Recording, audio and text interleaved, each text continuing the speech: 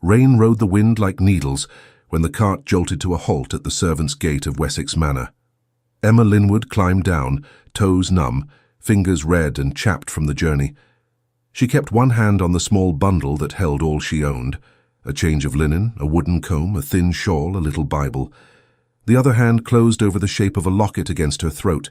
It was plain brass and older than her mother's recollection, and inside it lay a pressed sprig of a bitter herb her grandmother had called a stubborn friend. She felt it as one feels the warmth of a hidden ember. It steadied her. The gate creaked open. A lantern lifted. Mrs. Agatha Pierce stood there in her stout shoes and dark gown, grey hair tucked firm under a cap. Her voice was brisk and kind, and no sound was wasted. "You are late," she said. "But no matter. The roads are dreadful. Come in, child, before you drown where you stand." The kitchen swallowed her in heat. Steam rose from a pot of parsnips. Bread crusts lay like fallen bark along the table. A scullery boy scrambled to his feet when Mrs. Pierce looked at him as if the tilt of her chin had moved him like a string. Emma's wet noise and mud had no business in that brightness, yet people made space, as they do for trouble and for newcomers. Emma Linwood, Mrs. Pierce announced, for the cook and the undermaids and the butcher's boy who had carried a side of beef into the pantry. From Dorset, good references. Light on her feet, steady hands. She will mind the still room, the linens, and any quiet service assigned. See that she has a pallet in the attic. We are out of time for chatter. Emma bobbed a small curtsy. "Thank you, ma'am." Mrs. Pierce's eyes, sharp and not unkind, moved once over Emma's face. "What you must know is this," she said. "Wessex Manor is a house of habit. We wake and sleep by the same bells every day. We polish what does not need polishing because movement keeps grief from making root. To the world, the prince is not dead. He is asleep. 10 years of sleep. You will speak little. You will carry your fear like a covered dish. The physician is Dr. Hawthorne. He is order itself. His word is law. You will not so much as breathe near the air without leave. Do you understand me, Emma Linwood?" "Yes, ma'am," Emma said, and felt the old woman's words settle on her like a great cloak. She was shown the back stairs and the slope of that corridor where candles burned in guarded cups, each one's flame shaped by draughts from the sea. The house's spine was of stone. Its heart beat slow and cold. Emma could sense the rooms by their smell: beeswax in the parlour, old roses in the Queen's corridor, damp wool where the footman dragged in coats and boots from the rain. She kept her bundle tight to her chest and watched her steps. Mrs. Pierce stopped at a narrow door marked by a sprig of dried rosemary tied with a bit of blue thread. "The still room," she said, and lifted the latch. The air inside was different. It was clean and close with leaves. Shelves lined the walls with jars labelled in a careful hand: mint, motherwort, elderflower, lemon balm, rue, feverfew, copper stills, linen straining cloths, a mortar and pestle with the smooth, bright look of use. Emma breathed and felt something in her ribcage loosen. There was a window, though the light was stingy and wintry. Rain streaks crossed the glass like veins. "You will prepare the poultices and teas as directed," said Mrs. Pierce. "No invention, no experiments. Dr. Hawthorne keeps a list. You will also account for every ounce. The Queen will not abide waste." "Yes, ma'am," Emma said again, softer, and touched the smooth stone of the pestle as she would have touched a friend's shoulder. Mrs. Pierce noticed the locket. "That is a country piece," she said. "My grandmother's," Emma said. "She kept leaves in it, one in particular when someone was very poorly. For remembrance," she said, "and for stubbornness." The older woman's mouth tilted, something halfway between a smile and a memory. "Keep it tucked," she said. "Some in this house find fear where others find comfort. We are making for the chapel now. The Queen attends. You will see how things are." Emma followed down a corridor that made her think of bones. Candles guttered and straightened as the wind pressed and eased. Through small windows, she saw the sea's grey back and the white lash of its foam at the cliff base. The chapel door stood open. Inside, the hush had a weight to it. A priest murmured.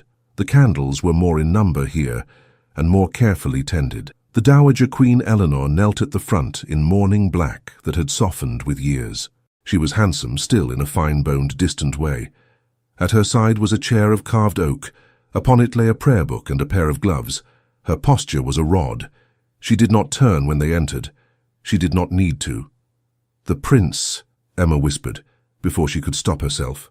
"Hush," Mrs. Pearce said, but the word held gentleness. They did not go into the royal corridor. That would have been a trespass. Instead, Mrs. Pearce brought Emma to a threshold where the floorboards began to take on that hush that wraps a long sickness. Emerald silk faded to brown on a chair. Footsteps softened. Even the wind seemed to kneel there. "He lies here," Mrs. Pearce said, and the words were simple, like a gate opening to a field one must cross. She did not mean that Emma should enter. She meant that some part of the house's truth had been set before her, and now it was hers to carry. Emma saw only the edge of the room, a bank of candles, a shelf with covered jars, a shape under linen, a hand on the coverlet, pale as parchment, a nurse dozing on a stool, her neck bent at a hard angle. Emma felt herself sway as if a small current had taken her.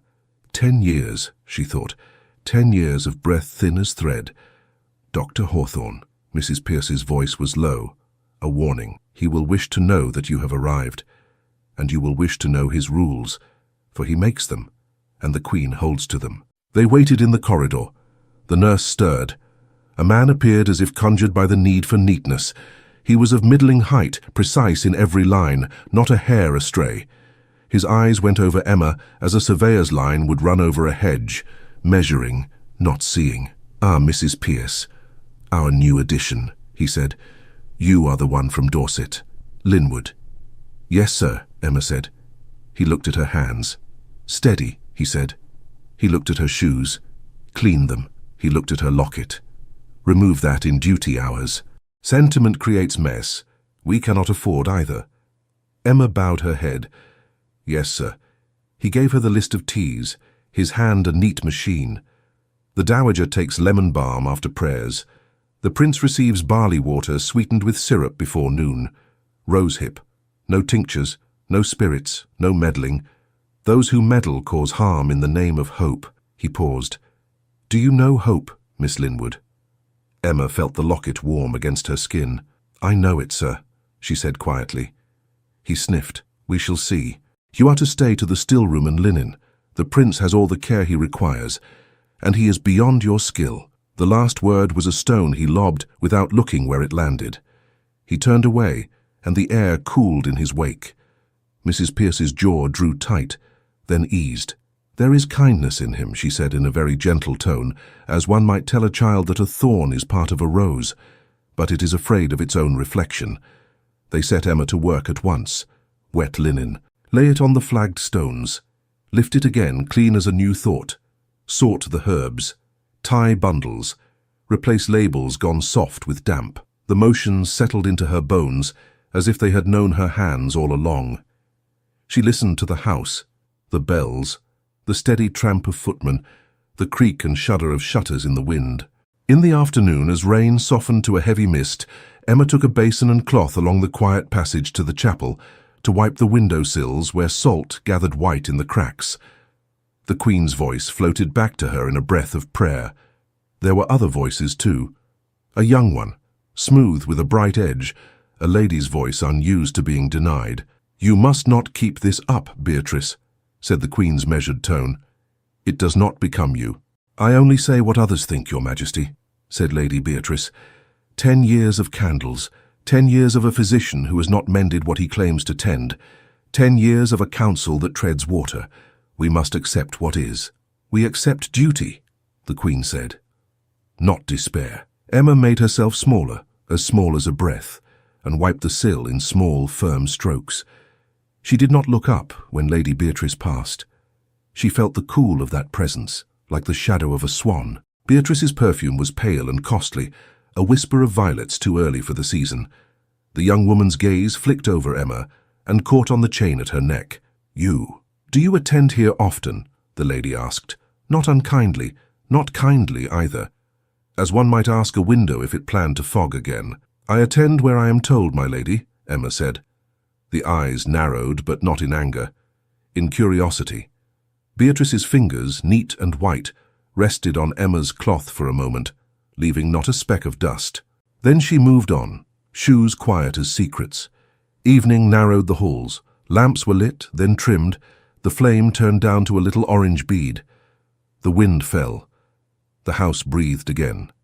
Emma carried warmed bricks up to the attic for someone's feet. She took blankets down to the nurse, who had not moved from her stool. She stood a moment at the threshold to the prince's room, not entering, feeling the air. The air of a sick room is its own weather. It is a season that does not turn.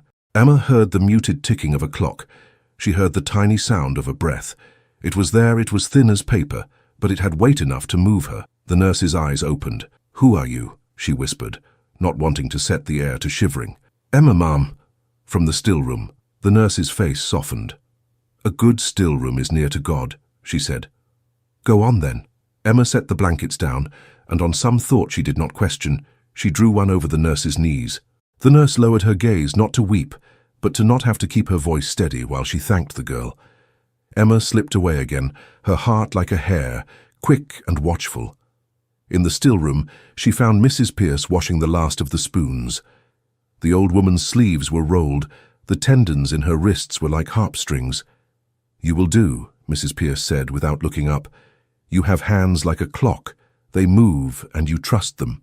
Emma did not trust much in the world, but she trusted how water ran toward the lowest place, and how a leaf would twist its face to the light, and her grandmother's voice, which was quiet, even in memory. "One drop, child," the old woman had said once, pressing the sprig into the locket with a finger knotted by years. "One drop when hope goes dim, not before, not for laziness, when all other hands have tried and failed, and the breath is the length of a candle's last curl. One drop to call the body to its door and ask it not to leave yet." Emma had never had to test those words. She worked and listened and mended. She tucked the locket away and left it there. It was not a trinket. It was a promise that chose its own hour. The hour came near midnight. Mrs. Pierce had gone to rest on a bench with her feet tucked into the hem of her skirt. The house had folded itself down. Only the sea kept its voice up. A draught under the still-room door licked at Emma's ankles.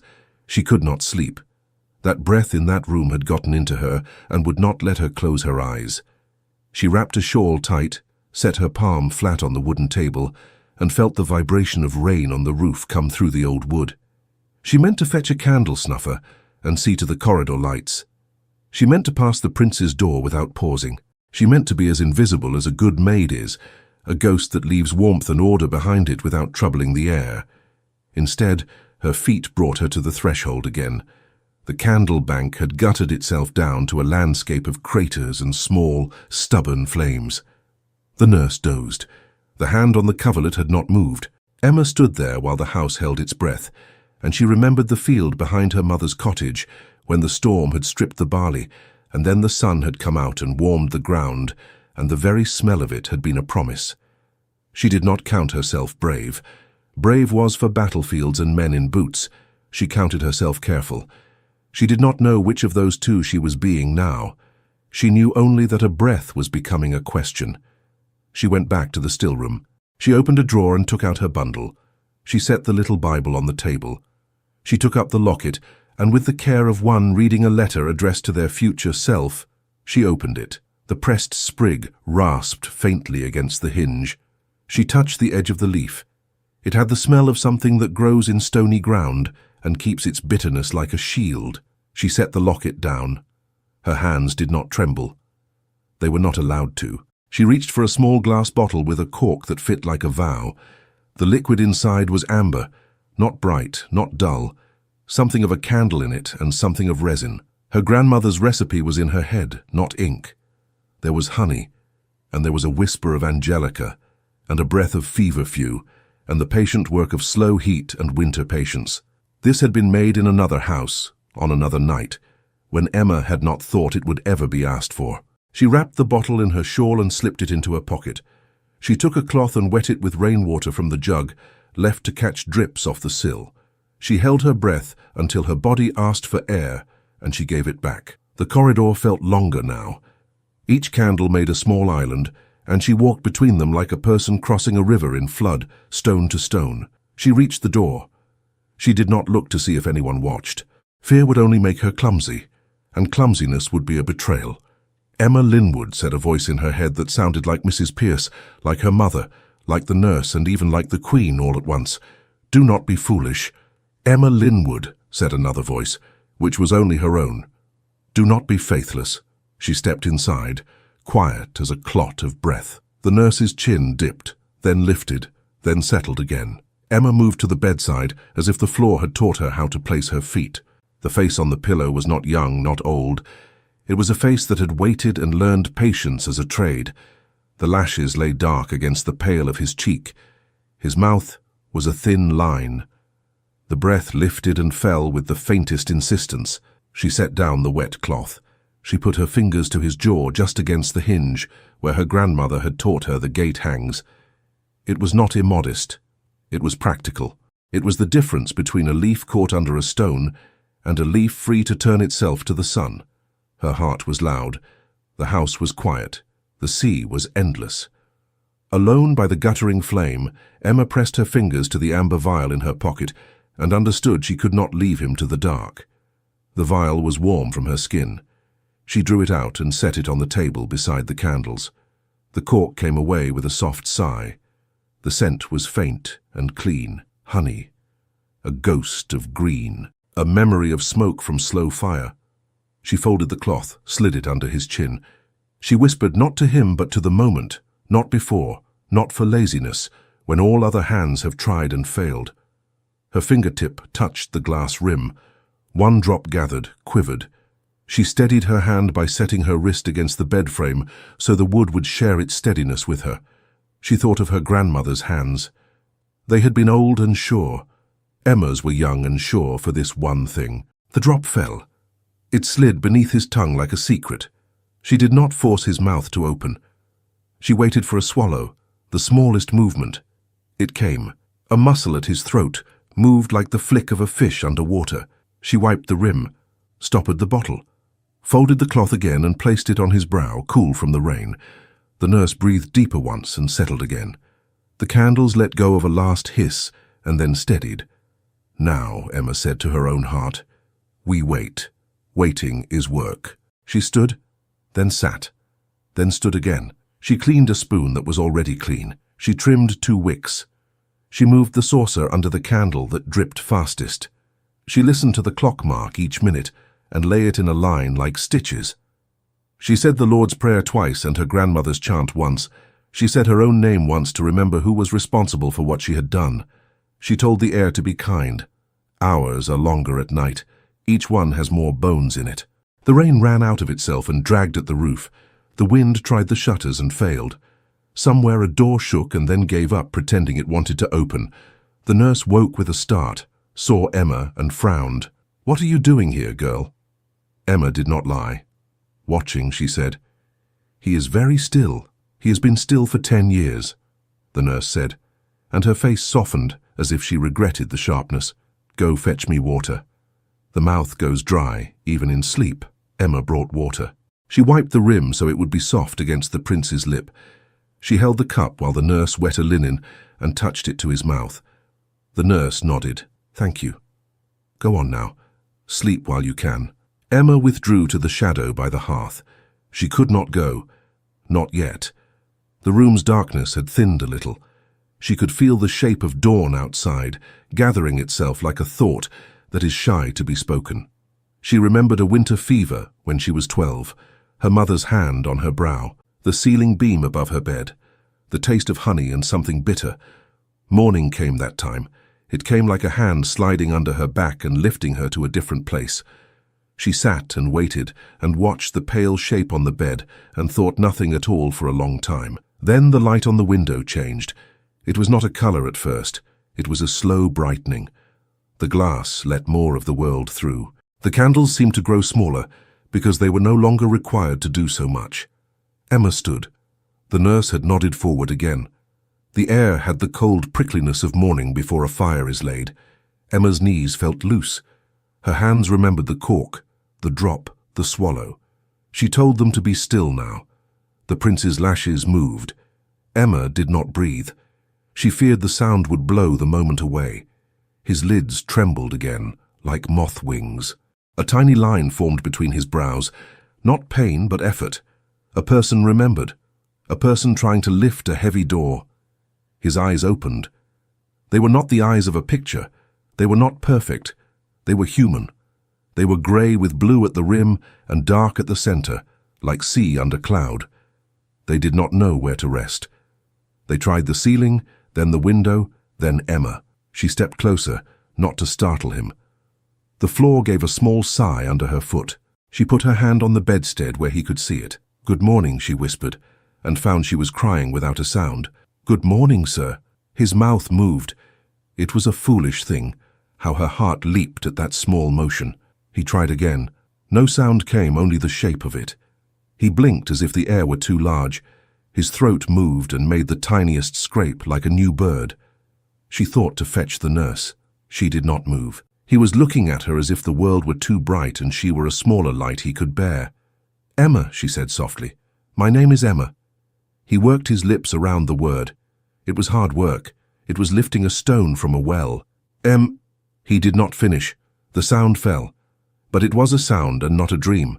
The nurse woke and saw and made a noise that was not her own voice. She put her hand to her mouth. She stood, and the stool toppled. She put both hands on the bedrail and said, oh my dear boy." Emma stepped back so she would not be in the way. Her hands shook now, belatedly. Her stomach felt hollow, as if she had missed a meal. Joy and fear belong to the same family. They can sit at the same table without trouble. Footsteps ran in the corridor. Voices bumped into each other. The nurse called, gently, gently, His Majesty, call for Her Majesty. Oh, call for the Queen. A footman peered in and then ran like a message sent with legs. Another came and then another. Emma found herself pinned for a moment between the bed and the wall. Bodies moved around her, all wanting to be near, all wanting to be first to tell. The air filled up with the sound of being alive. The prince's eyes found the window and then the ceiling again. He swallowed. He seemed bewildered by the taste of air.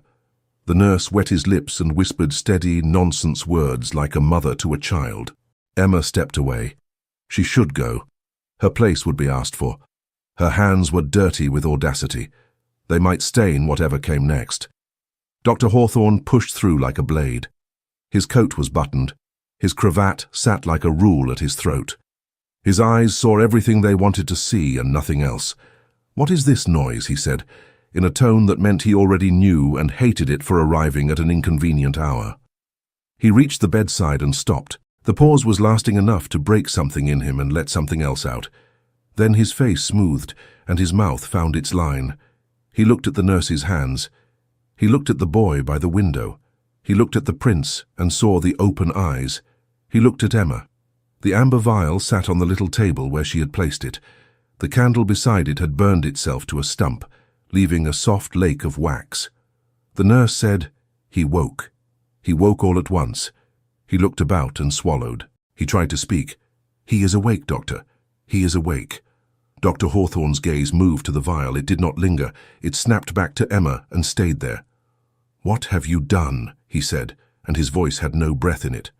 Emma made herself stand steady, though her knees were water. "I was here," she said. "I called for water. I tended the candles." His eyes did not shift. He held his hand out. "The vial, Miss Linwood." She looked at his hand. It was clean and pale and as careful as a ledger. She picked up the vial and set it there. He held it as if it might stain him. He removed the cork. He raised it to his nose and did not let the scent enter more than he must. He stoppered it again. His mouth drew down. The line between his eyes cut deeper. The Queen came, her steps even, her face a mask set between fear and hope. The room bent itself around her as grass bends when a deer steps through. She went straight to her son and put her hand to his face, and her shoulders gave a small shudder, which was all the world would ever be allowed to see of her breaking. "Arthur," she said, and the name sounded as if she had not spoken it aloud for 10 years. Her eyes did not leave him. She did not appear to know there were other bodies in the room.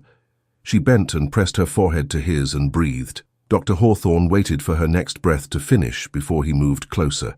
"Your Majesty," he said, "the first duty now is to keep everything as it should be. Nothing abrupt, no changes, no unknowns. There has been an intervention." The word made a hole in the air. It reminded Emma of an auger going into wood. The Queen did not look at him. "What do you mean, Doctor?" she said. and her voice was quiet, which was worse than loud. He held up the vial an inch. "This," he said. The nurse's mouth opened and closed. Emma felt the heat climb her neck. She could say the words. 1 drop. Honey and Angelica. She could produce the measures. She could show the steadiness of her hand. But what were her hands against his rules? The Queen turned then. Only her head and her eyes passed over Emma, as if Emma were a flame, and the Queen a person too close to heat to permit herself warmth. "Who put that to my son?" she asked. Emma would have spoken. Mrs. Pierce was not in the room. No one else would speak for her. She drew breath. Dr. Hawthorne was faster. He did not say, "I suspect." He did not say, "I fear." He said, "The maid, the new one. She has overstepped every boundary set for her. She has administered an unsanctioned concoction to the person of the heir in the dead of night. That is not courage. That is vandalism wrapped in hope." The Queen stared as if at a window that had fogged over. Then she looked at her son again. He was looking at the ceiling with the startled calm of a creature just delivered. The nurse stroked his brow. He swallowed again. The smallest sound left him. He was not dying, he was not dead, he was not gone. Emma spoke then because she could not speak. "Your Majesty, I meant no harm. It was 1 drop. I learned—" Dr. Hawthorne's hand cut the air. "Enough," he said. "We cannot permit wild remedies in the royal bedchamber. Your Majesty, I beg leave to have her removed pending a formal inquiry. The safety of the heir demands it. Protocol demands it. Decency demands it." The Queen's mouth tightened. She did not answer at once. The room had become larger, as if everyone had stepped back a little inside themselves to watch how this would fall.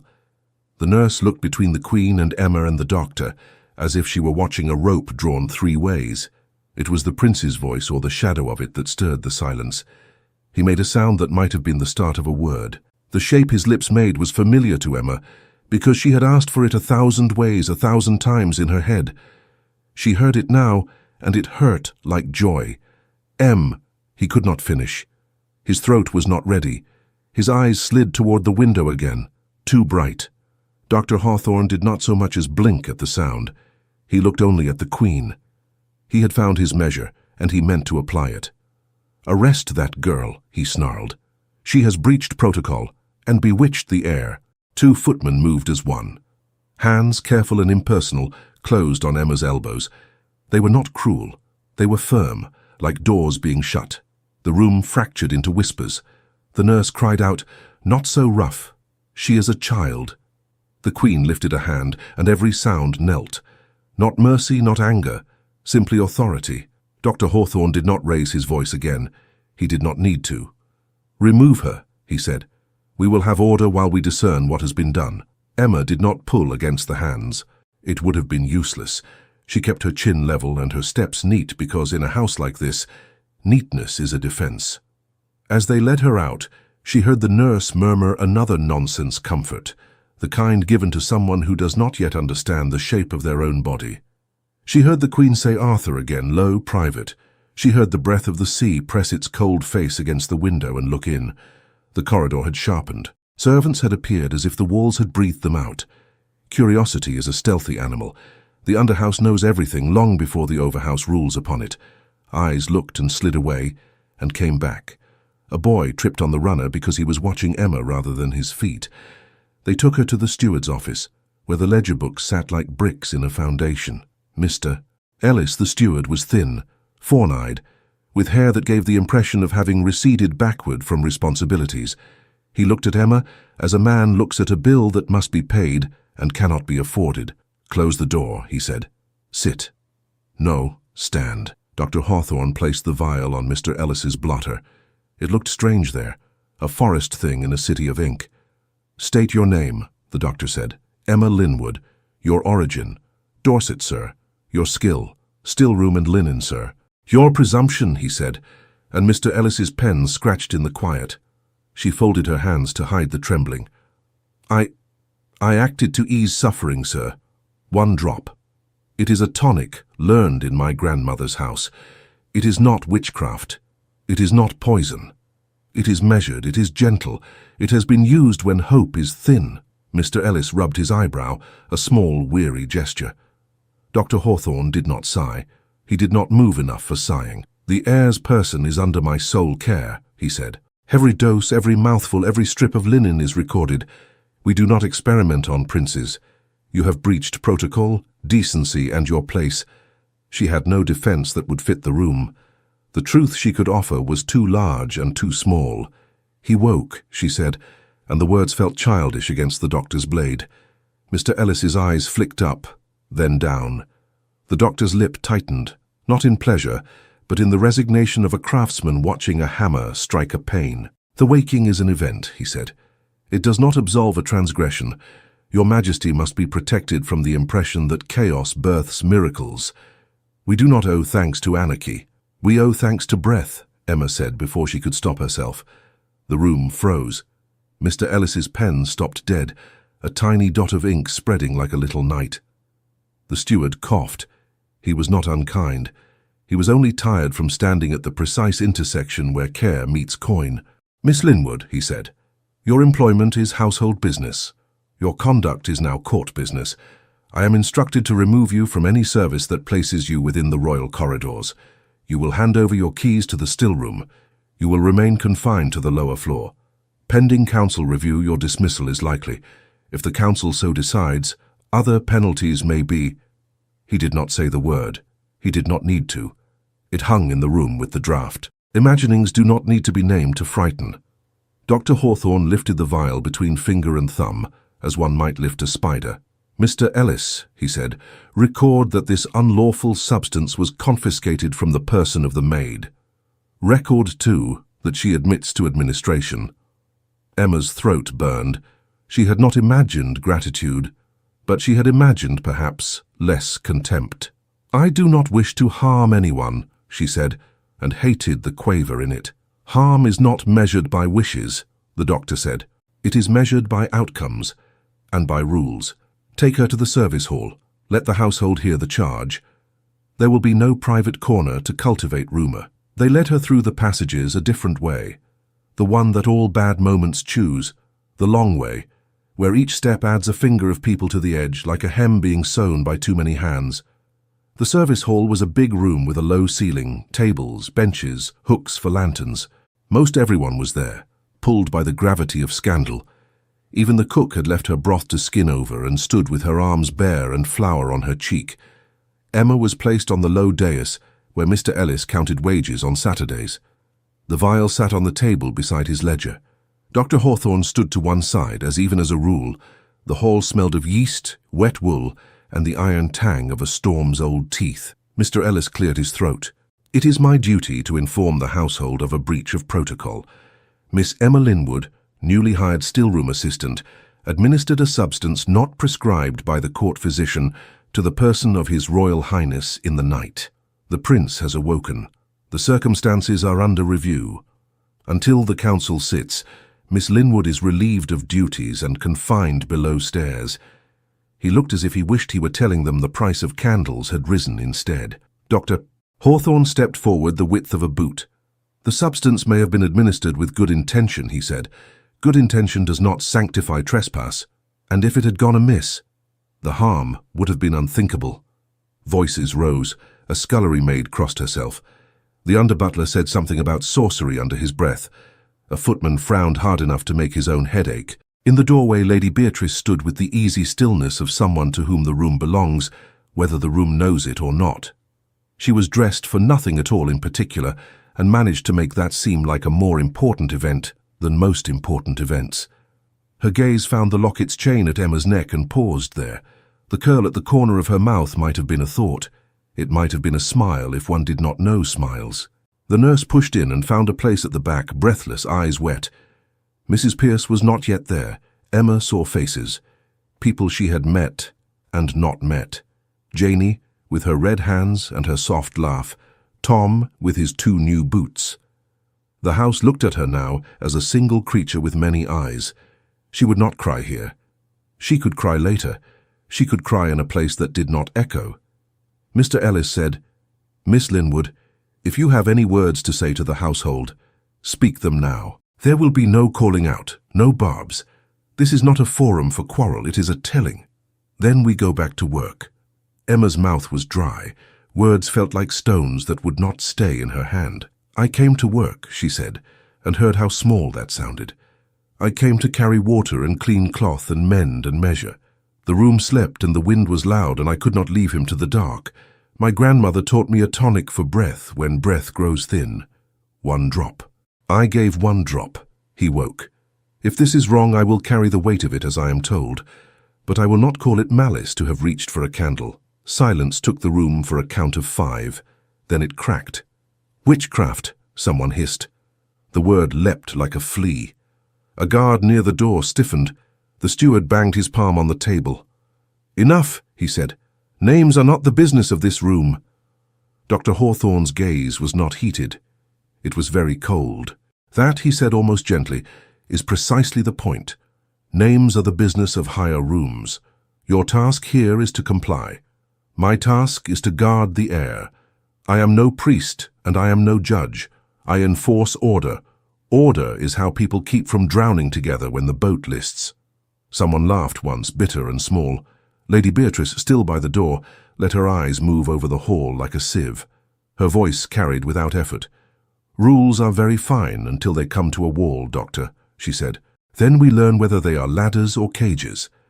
Dr. Hawthorne inclined his head a fraction. "The council prefers cages for good reason, my lady. Ladders too often lead to roofs, and roofs lead to falls." The Dowager Queen's presence reached them before she did. Conversations break off a second sooner. Spines discover their ability to stand straight. She entered with 2 ladies and a page, and brought a different weather with her. The room bowed itself without moving. Her eye fell on Emma. It did not burn. It did something worse. It measured the weight of a life against a principle. Mr. Ellis murmured, "Your Majesty," and stepped aside. The Queen said nothing for 3 heartbeats. Then she spoke so quietly that everyone heard. "My son opened his eyes this morning. I am grateful to God. Dr. Hawthorne has served faithfully for 10 years. I am grateful to him. I do not mistake outcomes for permissions. If mercy and rule had quarreled in that room, I should have chosen rule. That is my charge. I take no joy in that answer, but I will not lie to you to make it sweeter." She looked directly at Emma then, as if she were speaking to a person rather than a problem. "You will not be whipped, Miss Linwood. You will not be dragged in chains as fools love to threaten.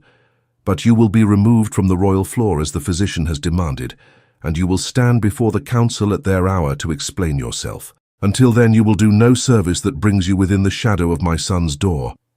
"Thank you, Your Majesty," Emma said, because there was no other sentence that would not make things worse. The gratitude scalded her tongue. The Queen's lashes lowered. She was tired. She had been tired for 10 years. She turned to go. As she did, Lady Beatrice leaned in, a murmur shaped like silk. "Your Majesty, if I may say so, there are whispers that the still room keeps receipts the court has not sanctioned. It would be wise to have them examined. The people do not like to feel the old gods creeping back in through the scullery." The Queen's head tilted, the smallest motion. She did not look at Beatrice. She looked at Dr. Hawthorne. "See to it," she said. "Yes, Your Majesty," he answered. The room exhaled only when she had left it. Sound came back like a stream returning to its bed. People dispersed as if a flock had been startled. The cook clapped her hands once and shouted, "If any of you think bread bakes itself, you're welcome to dine on wind. Move." Emma's legs discovered they had been holding her up. They wanted to stop. She stepped down from the dais. No one reached to touch her. No one blocked her way. That was almost kindness. She walked the long corridor to the back stairs, past the places where the sea's breath finds the house, past the lines of pegs where capes hang like dark tongues, past the cupboard where the mops live without hope, up the narrow flight to the attic. Her pallet was a small Mercy arranged by Mrs. Pierce, near a window near the edge where the roof dipped and made it easy to listen to rain. Emma shut the door and leaned her head against it and let the shake come. It was a quiet shaking. It did not have the violence of panic. It had the steadiness of grief. She did not throw herself on the bed. She did not tear anything. She undid her cap, set it on the trunk, seated herself on the pallet, and folded over like a book kept too long open. The tears came, hot, hard, not loud. They did not ask permission. They did not require it. She pressed her palms to her eyes and saw colors the way one does when pressing on closed lids. Bruised purple, red like the inside of feeling. She thought of the prince's eyes opening and felt joy pierce her again, sharp as a needle pushed through cloth. She thought of Dr. Hawthorne's voice and felt anger take a seat beside sorrow. She thought of the Queen's measured kindness and almost hated her for it, which frightened her because she did not want to hate. When the shaking lessened, she pulled the locket free and opened it. The pressed herb lay there, old and perfect. It had not changed for the room's scorn. It did not know how. Her grandmother's voice returned, as calm as a hand on a brow. Courage walks quietly, child. It wears soft shoes. It does not proclaim itself a virtue. It does not ask the world for applause. It rises when called and sits when bid, but it does not leave the room when the truth is being told. Emma closed the locket and pressed it to her chest. She whispered into the hollow of the roof, not a prayer, not exactly.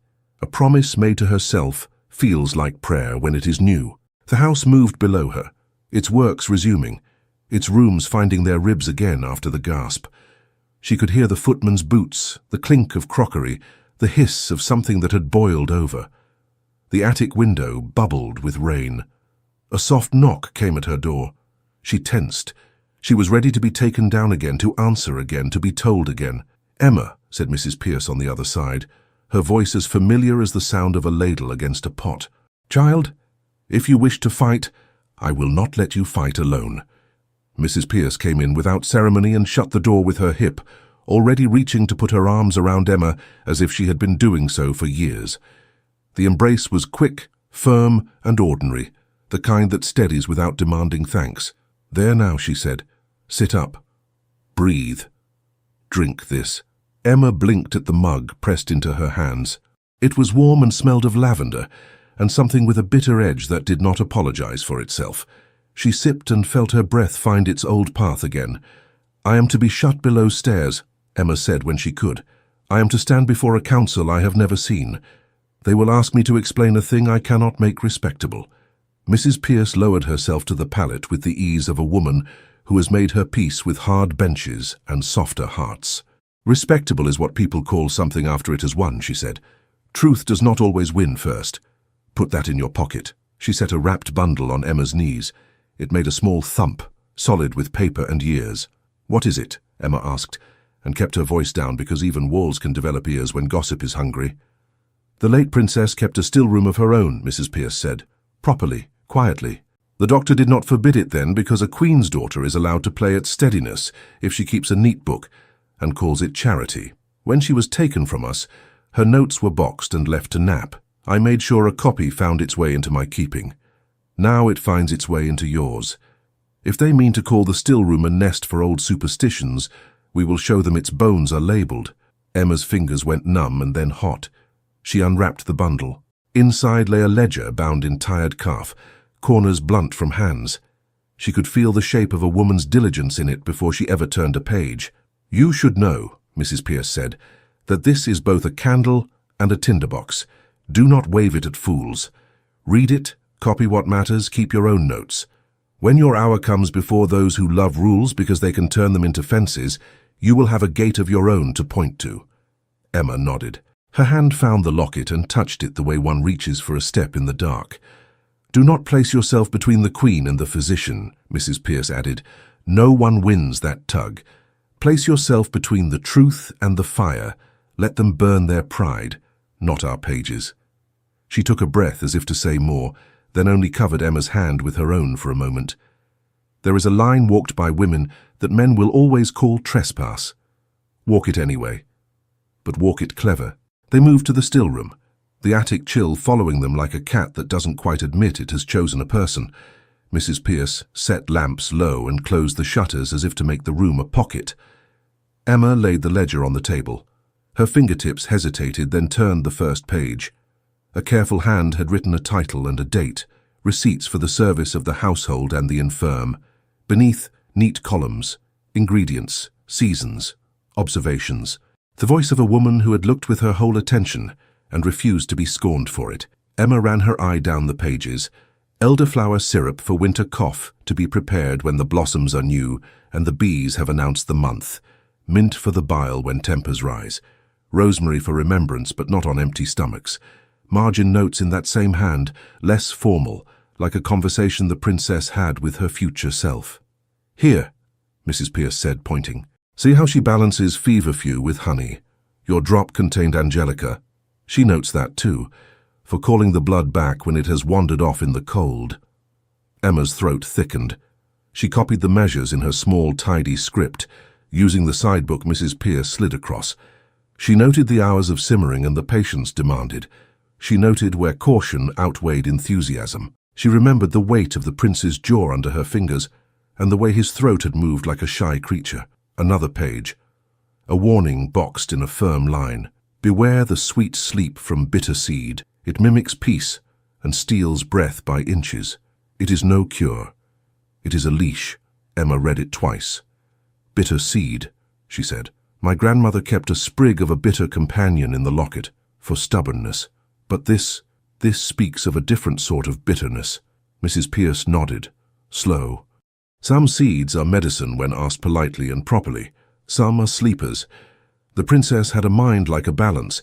She weighed things even when heartache pressed on the pan."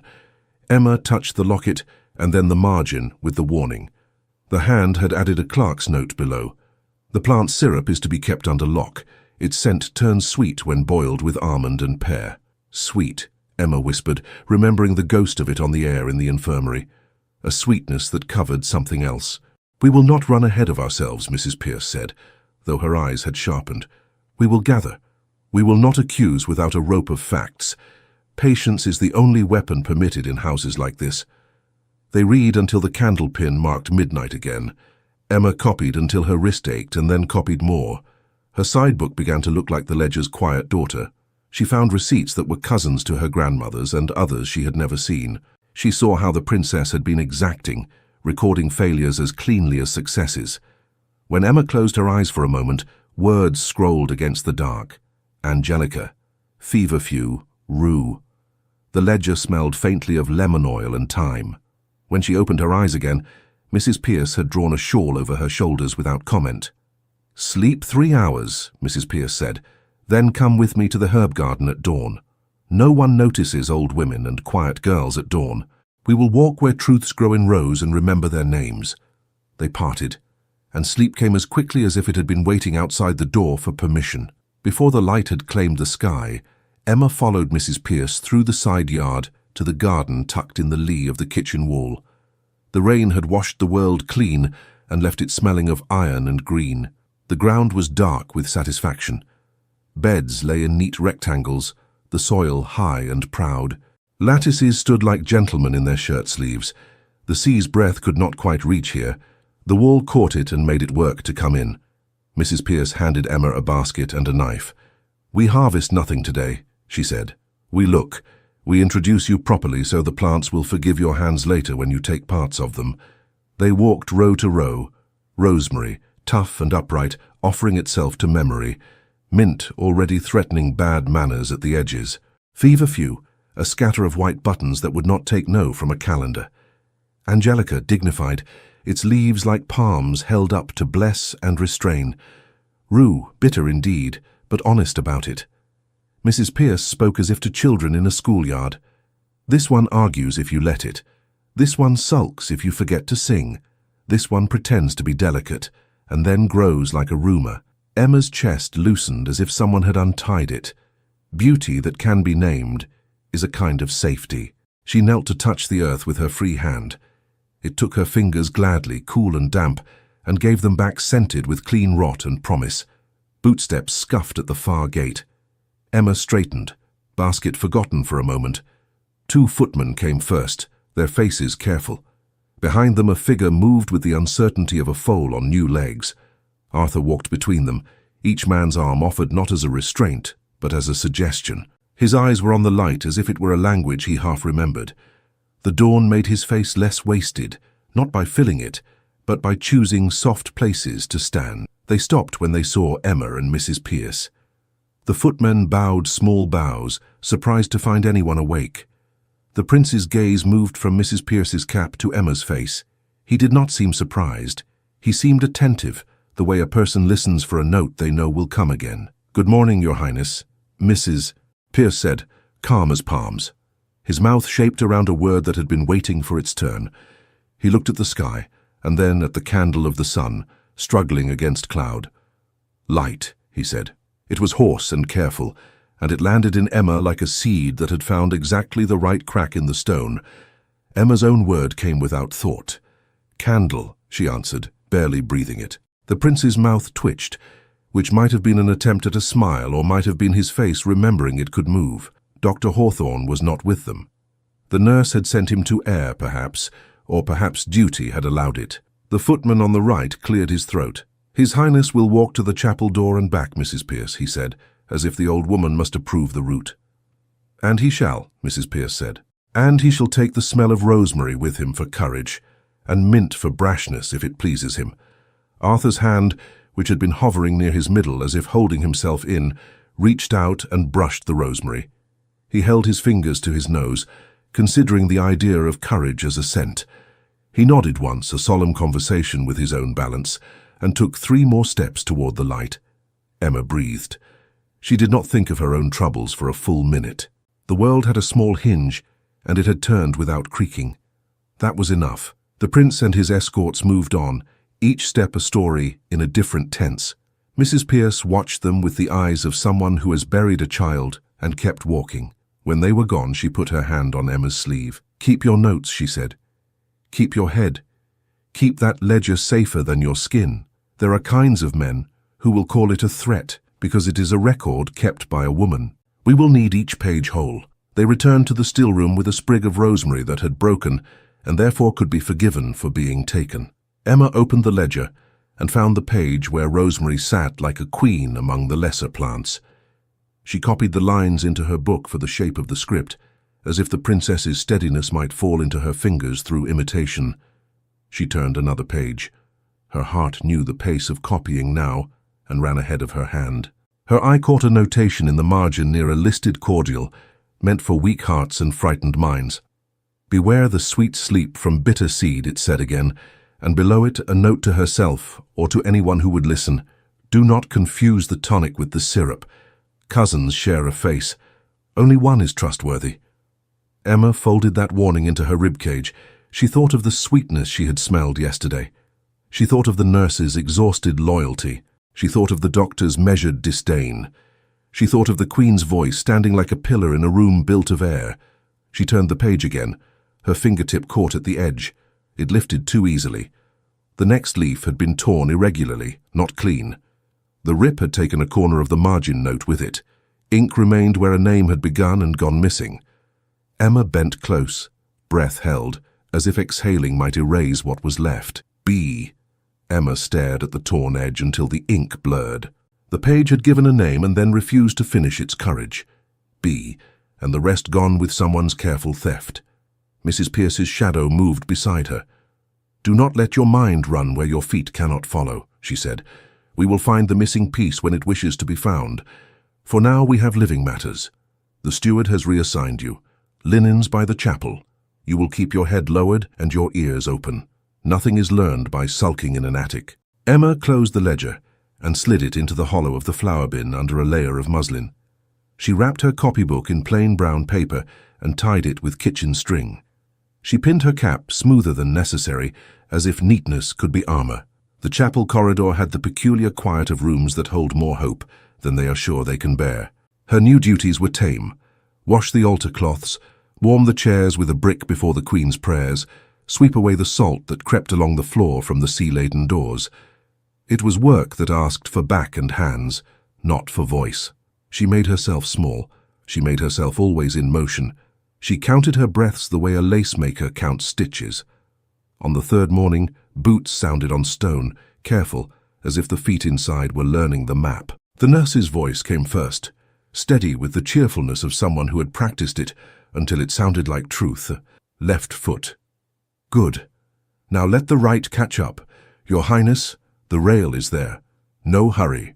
We do not chase the sun. It is patient, and so are we." Emma turned with a cloth in her hands. He was taller on his feet than he had seemed in the bed. He was thinner, too, which made his bones more honest than a court usually allows. The light from the high window fell on his face and found hollows, and made of them something like sculpture. The footman hovered behind, hands at the ready. The nurse glanced at Emma, surprised to find her there, and then included her in the circle with a nod. "Good morning, Miss Linwood," she said. "We are taking 3 steps today and not one more." "Good morning," Emma said, and set her cloth aside because it seemed impolite to keep wiping an altar cloth in the presence of a human miracle. "Your Highness." Arthur's eyes flicked to her. Recognition might be too strong a word. It was not familiarity. It was ordinary attention given without stinginess. He looked at the altar, at the window, at the place where the stone floor shone more from footsteps than from wax. The nurse guided his hand to the rail. "Say your word," she coaxed, as if the whole of the world could be remade from a single sound. He looked at the small pane where the sun laid itself in a square on the floor. His lips moved. "Light," he said, and the word was better than the first day. Less frayed at the edges. "Candle," Emma answered, because she could no more stop herself than she could stop a tide with a broom. He took another step. It was a long journey measured by inches. The nurse hummed under her breath. Emma took one slow pace backward so he would not have to walk toward a wall of stone and find it a stranger. When he tired, they sat him in the Queen's warmed chair because she was not yet there and would not mind. The footman kept a respectful distance.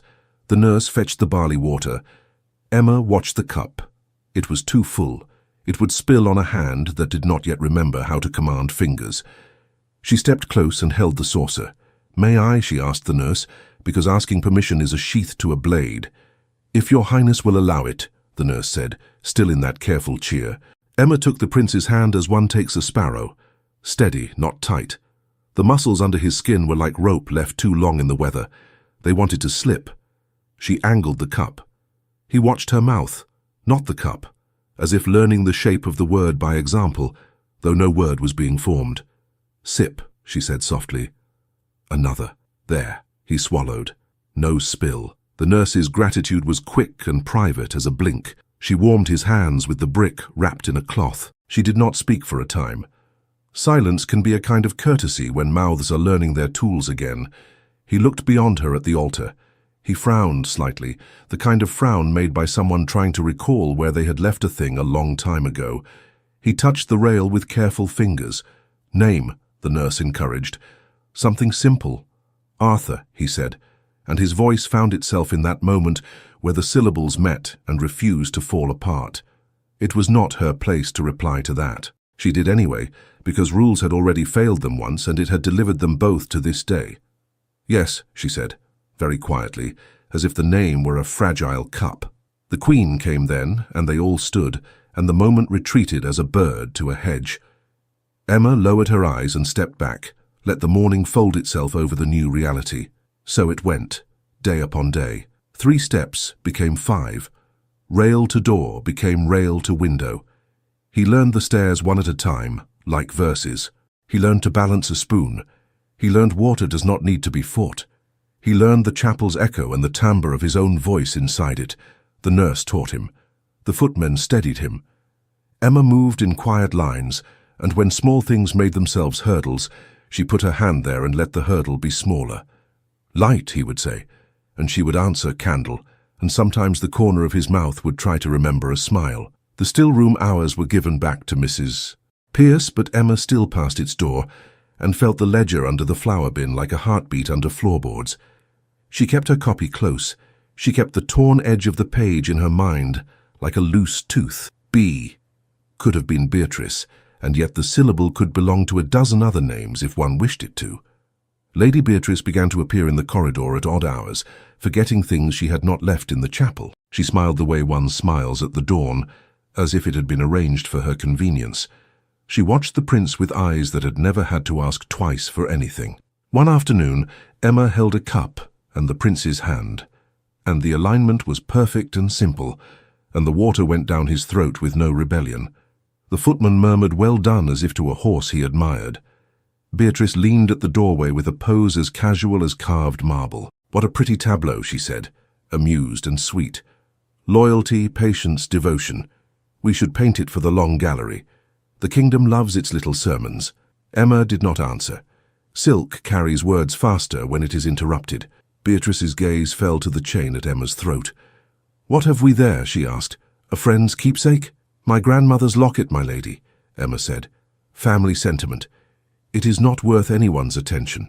"Everything is worth someone's attention," Beatrice said lightly. "That is the mischief of houses like this. One never can tell which trifle will become a banner." She left the doorway smelling faintly of violets. The nurse looked at Emma as if to ask if she wished for a knot cut from her thread. Emma shook her head and kept her hands still.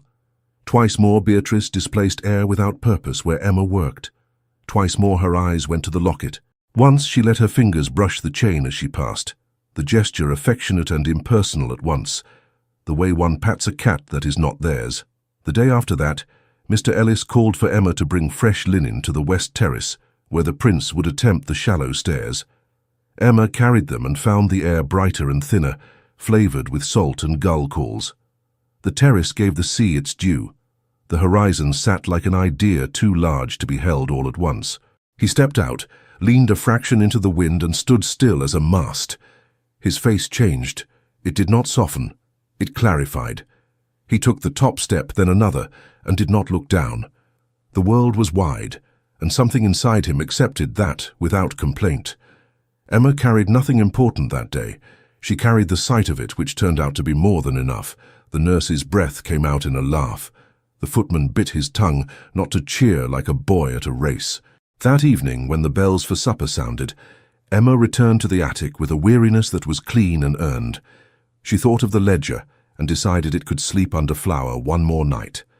She undressed with a lazy care, folded her clothes, nudged her shoes side by side like old friends. A draught slid under her door that did not belong to the weather. Someone had left it not quite latched. She frowned. She always shut it until it clicked, because doors that fail are like promises that fray. They let in troubles that think themselves invited. She thought of nothing at first. Perhaps Mrs. Pierce had poked her head in to leave a mended cuff. Perhaps Janey had come to ask about a stain. She set her cap on the peg, and her hand went to her throat by habit, and found only skin. The locket lay on the trunk, where she left it only to sleep. It was not where she had left it. It was turned in a different direction. The hinge faced the window, not the wall. The clasp sat a fraction open, the way a mouth does when it is about to speak and thinks better of it. Emma stepped closer. The smell of violets was thinner than a thought. It might have been memory. It might have been real. She lifted the locket. The hinge made the softest sound.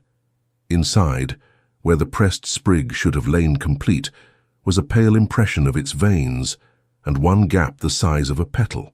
Emma stared. Her breath forgot itself. Her grandmother's stubborn friend stared back, maimed in miniature. She had not dreamed the draught. She had not imagined the shift of the hinge. She had not imagined the small absence, which seemed louder than any clamour. Emma woke to find the locket ajar, and a single pressed petal missing. The summons came on paper, the colour of old milk, with Mr. Ellis's handwriting marching across it, as if it wished to be anywhere else. By order of Her Majesty it read, "The household is to assemble in the Great Hall at 11 of the clock. Matters concerning conduct and protocol will be heard." Emma folded the note once and let it press its weight into her palm. Mrs. Pierce met her eyes and did not say, "Do not be afraid." She said, "Remember your measures, remember your patience. Truth does not raise its voice. It does not need to." The Great Hall was all structure and stare. Flags hung like decisions that had already been made and did not intend to be revisited. The floor had seen dances and debates, and the year when a snow fell indoors through a broken window, and no one forgot it after. Today, it was set with benches and a dais. The Dowager Queen sat at the high end, grief and discipline folded into her like two hands clasped. Dr. Hawthorne stood near her shoulder, smooth as a note placed under a plate. Lord Chancellor Whitcomb hovered near the edge of the dais, eyes attentive, mouth closed as if he had swallowed his own taste for pronouncements and found it sour. Emma took her place among the servants called forward. Nurse, 2 footmen, a laundry maid who had polished the rail twice over for fear of smudges. She stood straight.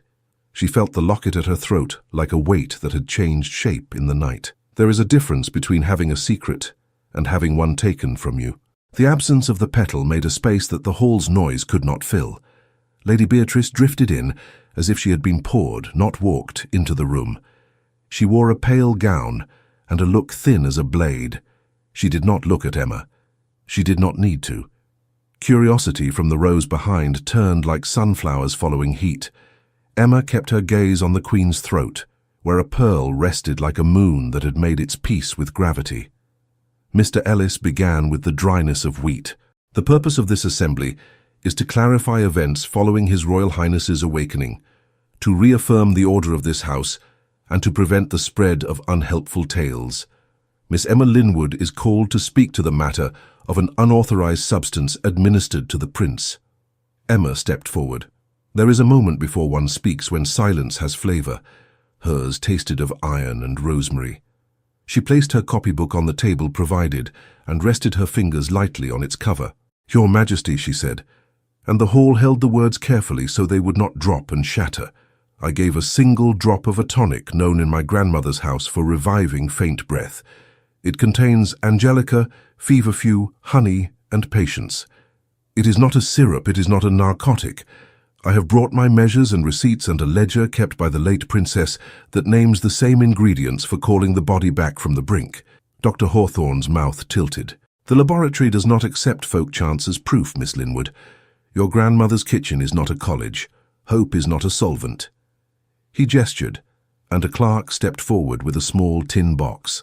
Within, arranged like accusations, lay files and folded papers. He plucked up one file between finger and thumb. This, taken from the still room, smells of sweetness, designed to disguise its company. Almond. Pear. A preparation known to induce a complacent sleep. It has been prescribed from the Royal Infirmary for a decade. He set it down with the care one gives to a thing one wishes to break without making a mess. Emma felt heat rise at her collar. "That is not mine," she said. "My vial is amber and held honey's color because it has honey's patience in it. The syrup you hold is the cousin the princess warned against. The ledger names it and calls it a leash."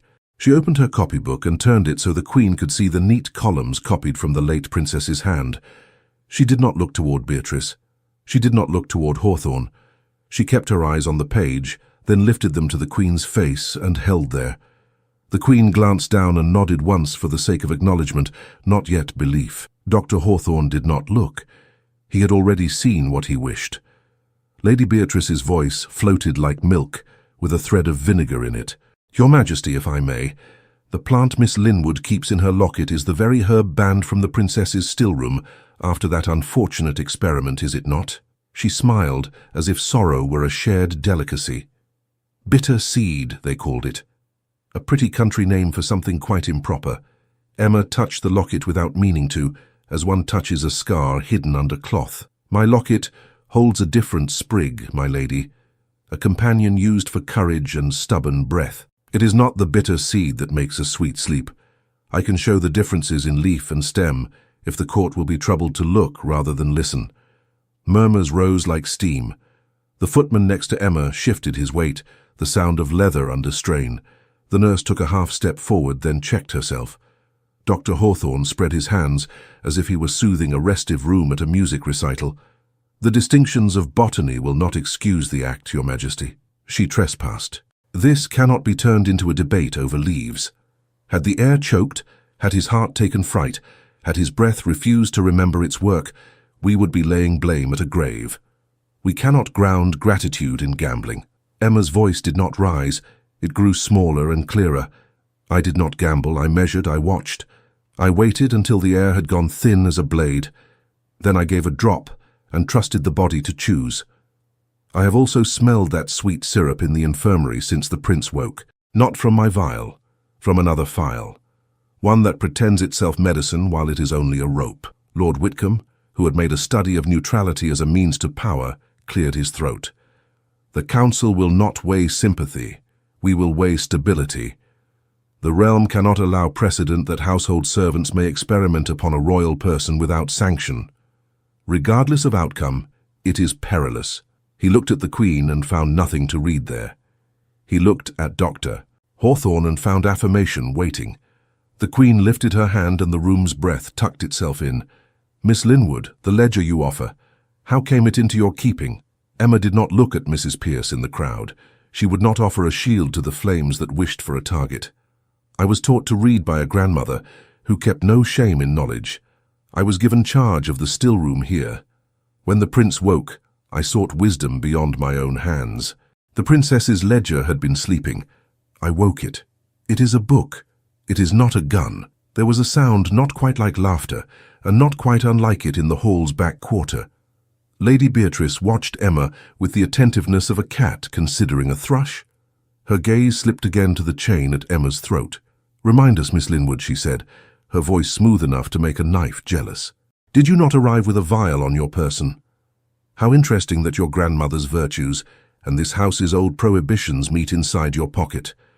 Some would call that fate. Some would call it design." Emma steadied her breath. The petty fear of a stolen petal and the large fear of public naming tried to fight in her chest. She stood very still until one of them sat down. Then she said, "I did arrive with a vial. I made it in winter when there was time and sorrow, and not enough use for either. It is not forbidden. I will sip it now if you like, my lady, though it will do nothing in my throat but remind me of bees." The nurse took that as permission of a sort, and stepped to the edge of the inner ring. "The prince woke after the drop," she said in a voice meant for bandages, not debates.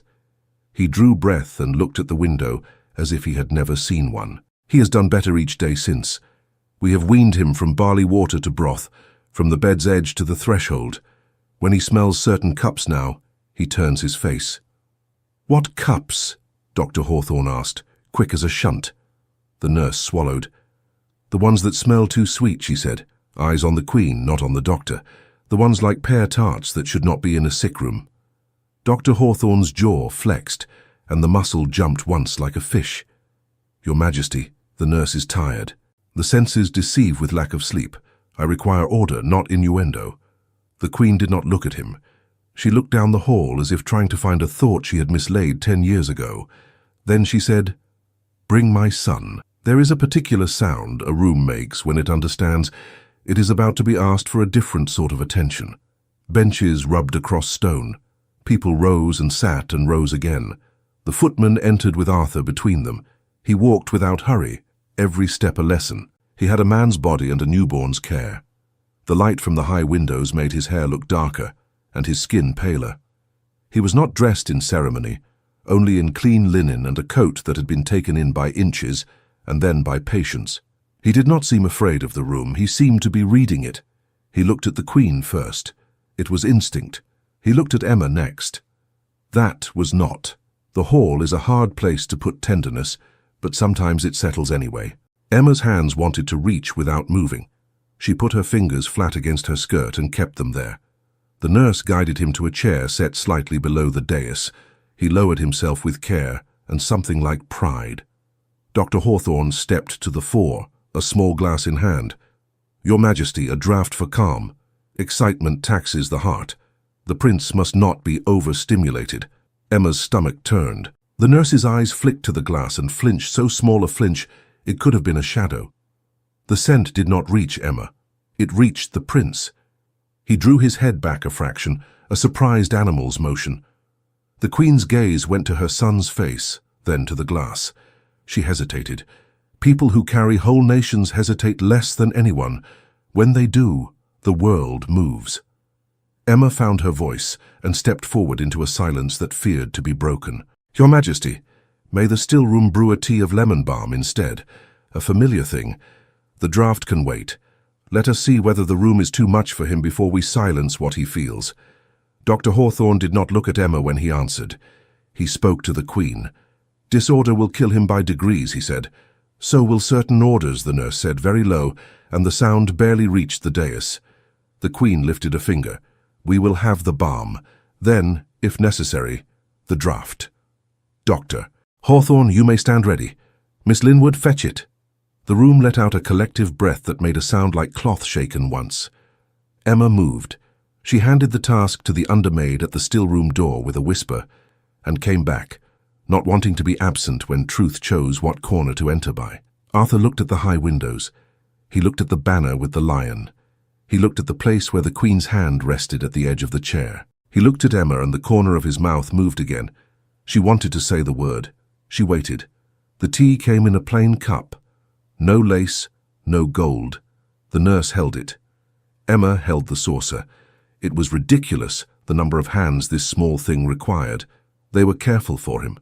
That is what mattered. He sipped. His shoulders eased. The room eased with them. Dr. Hawthorne, deprived of his moment, did not flush. He set the glass aside on the table with the rejected tools and fixed his gaze on Emma, as on a misaligned hinge. Lady Beatrice seized the space like a dancer, recognizing a pause in the music. "Your Majesty, may I add a note for the record?" she said, soft as cake. "It is whispered below stairs that Miss Linwood keeps more than sentiment in that chain, that in her locket she preserves the very plant we forbid. I say nothing of harm. I only observe that old scandals rot slowly." She raised her brows a fraction in the direction of Lord Whitcomb, who was very good at understanding what was not said. The Queen's eyes slid to the locket. Emma's skin went cold where the chain lay. She did not reach for it. She lifted it in her mind and placed it on a clean table and described it. "It is a sprig of a stubborn herb, Your Majesty. It smells of iron and stone. It is bitter when chewed and pleasant when you are glad of it. My grandmother called it the friend that argues with death when death tries to leave a room too early. It is not the seed that makes a sweet sleep. I have smelled that syrup of late. It is not my doing." The space between the Queen's brows deepened by half the thickness of a thread. Dr. Hawthorne said, "We are teaching treason to pick locks with sentiment. The prince must not be an excuse for the triumph of ignorance." Emma opened her copybook to the warning again and slid it forward on the table. The nurse added her small voice. "His Highness turned his face from the sweet glass, Your Majesty." He did not turn from the tea. The Queen put her hand flat on the arm of her chair, as if steadying the room itself. "Enough. We are done with sorcery and sentiment. We will have evidence and the thing before our eyes. My son is awake. He will speak for himself when he can. Until then, I will read the pages and hear the tongues, and decide what shape our rules must take to keep breath and dignity in the same house." Dr. Hawthorne half bowed. "As Your Majesty wishes." The moment should have loosened. It did not. The prince set the empty cup on the saucer. He straightened a little, as if to test the space from chair to floor. His knees trembled. The nurse reached, then held back, remembering the way men like to pretend they are alone when they stand. Arthur put one hand to the arm of the chair, the other to the edge of the table. He took a breath. The hall leaned forward like wheat before a gust. He pushed up and found himself on his feet, which mattered, and then the air grew thin, which mattered more. Emma saw the color slip from his mouth. She saw the small stutter in his right knee. She moved without meaning to, hand half raised, then stopped, because too many hands can be the same as none at all. He swayed. The nurse whispered, "Here." The footman stepped. Dr. Hawthorne stepped faster. The prince's eyes found Emma and tried to focus. He opened his mouth as if to set down a word as ballast. No sound came. His lids fluttered. The world turned grey for him, and then black. He collapsed. Hawthorne cried, "He is relapsing. Clear the hall." Chaos moved like a tide. The footman caught the prince before his head found the stone. The nurse's hands were steady, the steadiness that comes after years of shaking. The Queen did not rise. She held still, and the hall took its cue from her and did not become a stampede. Dr. Hawthorne was already at the table, already uncorking the small glass. Its sweetness lifted like a perfumed fan. Almond, pear. A kitchen's comfort dragged into a sick room where it did not belong. "Your Majesty," he said, and the glass was at the prince's lips before anyone could vote on the notion. "Only a sip. Calm will handle what panic ruins." Emma's stomach turned. The scent was wrong. It was wrong in the same way a smile could be wrong. She stepped forward, and the guard's arm came up without force, without malice, the body's version of protocol. The nurse found her voice and made it small so it could slide under the guard's arm. "Not that one, doctor, please. Lemon balm first. He will take lemon balm." Hawthorne did not hear or pretended not to. The glass touched Arthur's mouth. The prince swallowed because the throat will do what it is told when the head cannot argue. Emma spoke and the house heard her, though she did not lift her voice. "Your Majesty, the sweetness is the leash the princess named. The ledger warns of it. The syrup makes a peace that is not peace." Lord Whitcomb snapped his gaze to her, all patience gone brittle. "Silence, girl. The hall is no place for your country fancies." The Queen's eyes did not leave her son's face. She saw the swallow. She saw the way his eyelids fluttered, slower, heavier, as if sand had been poured on the hinge. She lifted her hand. "No more of that," she said. "Lemon balm." And air. Hawthorne's mouth thinned. He drew the glass back an inch, not in obedience, but because the moment had already had its way with him. He nodded to the nurse as if he had ordered it. The first tea had done its work already. Arthur's knees steadied enough to let him sit again. He breathed. He did not speak. He let the room finish its panic without him. The Queen stood only when her son's breath had found a slow lane again. Her hand brushed his hair back, a tender economy of movement. Then she faced the hall. "We will close this session. Dr. Hawthorne, you will attend me. Lord Whitcomb, convene the council for this afternoon. Miss Linwood, return to the lower floor. You will be called when we require you. There will be no further theatrics." The word struck Emma like a misaimed slap. She did not argue. She bowed her head and held it there until the room's eyes slid elsewhere. When she lifted it, Arthur was looking at her as if from a long way off. It was not plea, it was not gratitude. It was notice. She left by the side passage, away from the current that carried important men toward important doors. The nurse peeled off to the infirmary with the footman and the prince. Mrs. Pearce found Emma's sleeve and squeezed once, brief and hard. "Breathe and move," she said. "Do not stall where rumor can collect around your ankles." They took the servants' stairs 2 steps at a time. The narrow walls made a different kind of pressure, the kind that keeps thoughts from echoing loud enough to frighten themselves. At the still-room door, Mrs. Pearce took out the key they shared. The key turned, and the lock felt wrong. It gave the way a tooth gives when it has been tampered with. Mrs. Pearce's eyes sharpened. She turned the latch and they stepped into a room that looked tidy at a glance and unfriendly on the second. The shelf where syrup sat had a new neatness, the kind children use when they have broken something and set it back together wrong. Emma went to the jars, to the files, to the places where she had learned to let her hands find what her eyes had not yet named. Her fingers came away sticky from a ring of dried sweetness under a stopper. She uncorked a file and smelled. The sweetness smiled at her with too many teeth. Mrs. Pearce knelt by the lower cupboard. The latch bore a fresh scratch, just enough to offend a person who notices such things. The ledger's hiding place under the flour bin was undisturbed, but the bin's muslin lay the wrong way, its fold facing the wall instead of the room. Emma's heart thudded twice too hard, and then remembered itself. She pulled the ledger free and turned with the care one uses carrying a child downstairs. She laid it on the table and flipped to the marked page with the warning. The torn edge was still torn. The ink still ended with a name that had had its courage taken with a knife. "B," she whispered. Mrs. Pearce's face did not change, but she took a breath that went down farther than most breaths do. The princess was too careful to be sloppy with names. That torn piece was taken for a reason. Emma closed the book and set it aside as if it too had nerves. She moved along the bench where she and Mrs. Pearce measured and noted. A slip of paper sat just under the edge of the mortar, as if the stone had been lifted and set down on it without noticing. She eased it free. The hand was precise and small, like a man who trims his own nails at a desk. Doses written in neat lines. The word syrup appeared.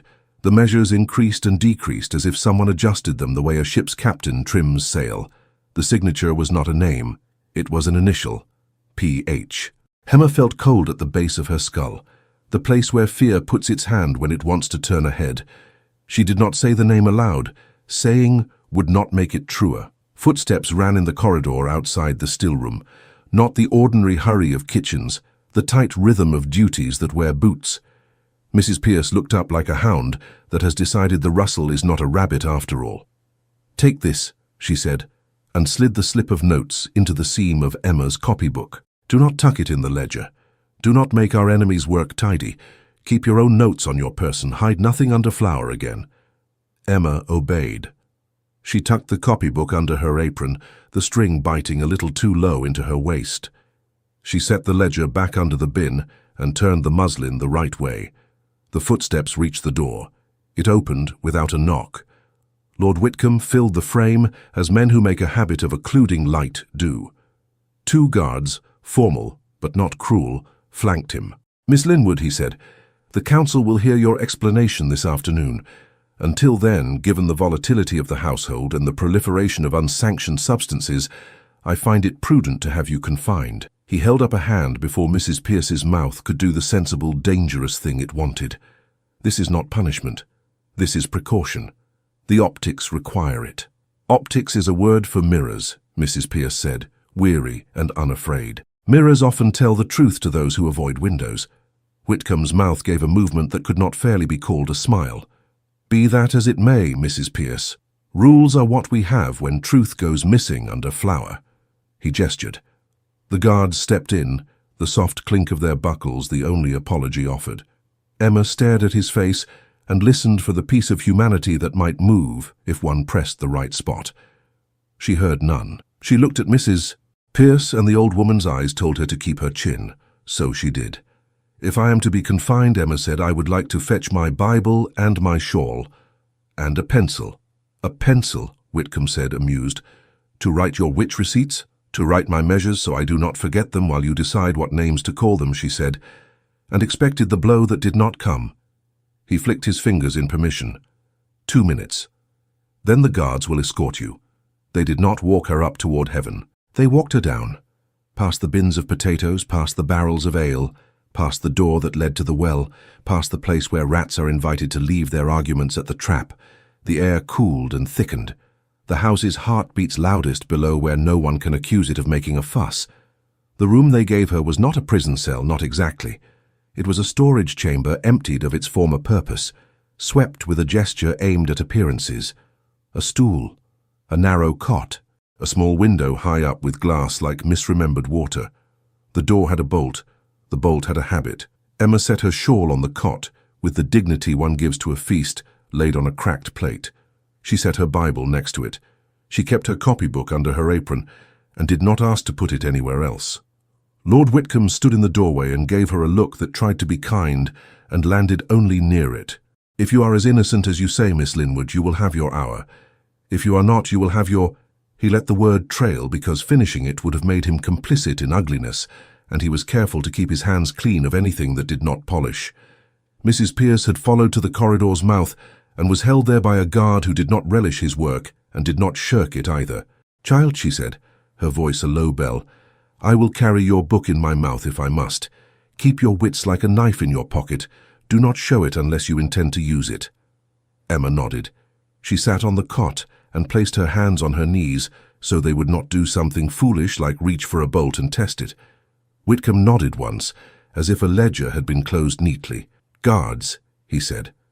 They stepped back. The door came to with a dull sound that does not imagine itself cruel.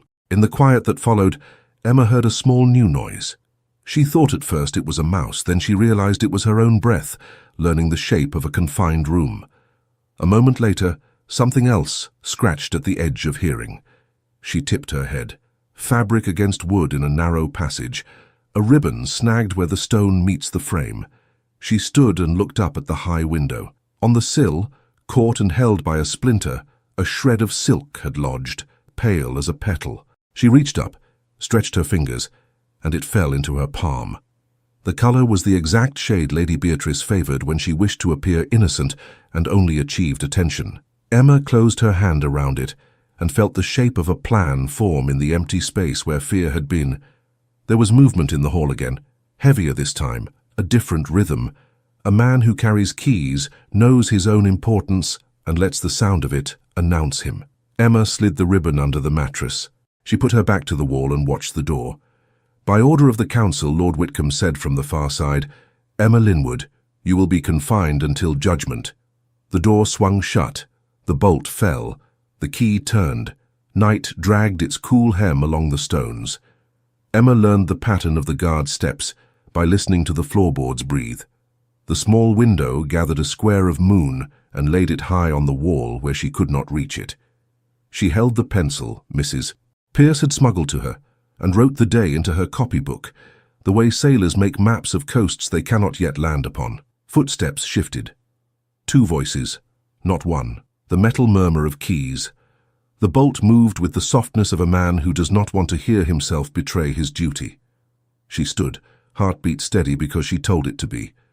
The door opened a crack, then wider, and a figure filled it, taller than the guard, thinner than fear. Arthur stepped inside the room with the caution of a man entering his own life for the second time. Behind him, a footman, the younger one with the good boots and the bad habit of chewing his lip, kept watch on the corridor. His face held a decision he had made, and would only question when he was old and safe enough to enjoy regret. "Your Highness," Emma breathed, and the guard's breath caught in the hall, as if the name had pushed into him and asked for room. Arthur lifted a hand, not a command, a plea for quiet. He wore a plain coat and no ornament but a ring on a ribbon around his neck. Without the ornament of rank, he was almost ordinary, and that made him more himself than any robe could. "Tom will stand watch," he said, each word picked and placed on his tongue. He tilted his head toward the footman, who flushed at being named by a prince, and squared his shoulders like a boy about to shoulder a man's plough. "How did you—" Emma began, then closed her lips because questions spend time that could buy freedom. Arthur touched the ribbon at his neck and showed her the ring, a signet that carried an old lion's patient face. He looked at Tom, then at Emma. "Trade," he said, and managed the smallest curve of a smile. "Tomorrow I will ask my mother for it back. Tonight I am a thief." Emma's laugh was more breath than sound. "You should not be here." "I should be everywhere they say I must," he answered, and the words came smoother when he used them to push against something. "But I am here." He looked at her, as if cataloguing a face for a memory he meant to keep clean. He took one step closer, and then another. The room was small, and the distance shortened quicker than dignity likes. He did not crowd her. He stood in the place where a hand could have found a hand if both wished. "I wanted—" he began, then stopped because wanting is a tender verb in a house that does not respect desire. She saved him. "To know if I was safe," she said. "To see if the room is kind. To ask if I regret." He held her eyes. "Do you?" "No." The word left like a bird set free without looking back. "Do you?" He looked down at her hands, and then up again. "I remember a cup. I remember a word felt before it was spoken. Light. Candle. I remember waking to a room that knew my name even when I did not. I remember your face when they were saying arrest and bewitch, and all the words that try to drown a person in public. I do not know many things. I know this. I would rather be awake in trouble than asleep in peace that is not mine." Her throat tightened. He had not promised love.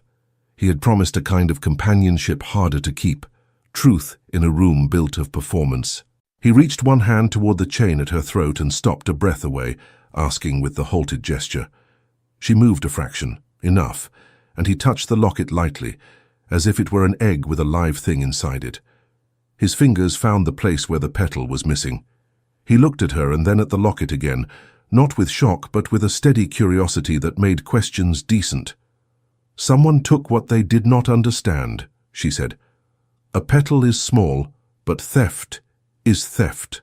I do not think they wished to honor my grandmother when they made a keepsake into a tool." He nodded once.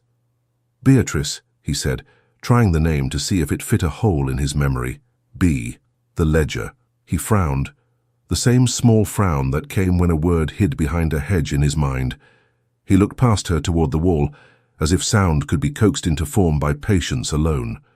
"The doctor, a glass, almond, pear." He grimaced. "The taste has its own memory. It does not need mine." Tom coughed softly and shifted in the doorway, a reminder that time owns the room even when other people think they do. "Your Highness," he whispered, voice respectful and practical. "If they come on rounds—" Arthur inclined his head in acknowledgement, then looked back at Emma and did something that looked like a decision straightening its coat. "I am not clever in words yet," he said, "but I know where to put a line. I prefer your truth to their protocol. It is not comfortable. Comfortable is what they fed me for 10 years. I am done with comfortable." She could have told him that love had many faces, and this was one of them, square-jawed and unafraid of mess. She did not speak the word. She let the room learn it without hearing it. "We must be careful," she said instead, "because care is love's older sister. The syrup is here, in this house. Someone made sure of it. We smelled it. The ledger warns of it. And there is a page torn where a name begins and refuses to finish." "Beatrice," he said again, more certain now. She came often. I remember a laugh that did not like to be alone. I remember a blue ribbon on a page once.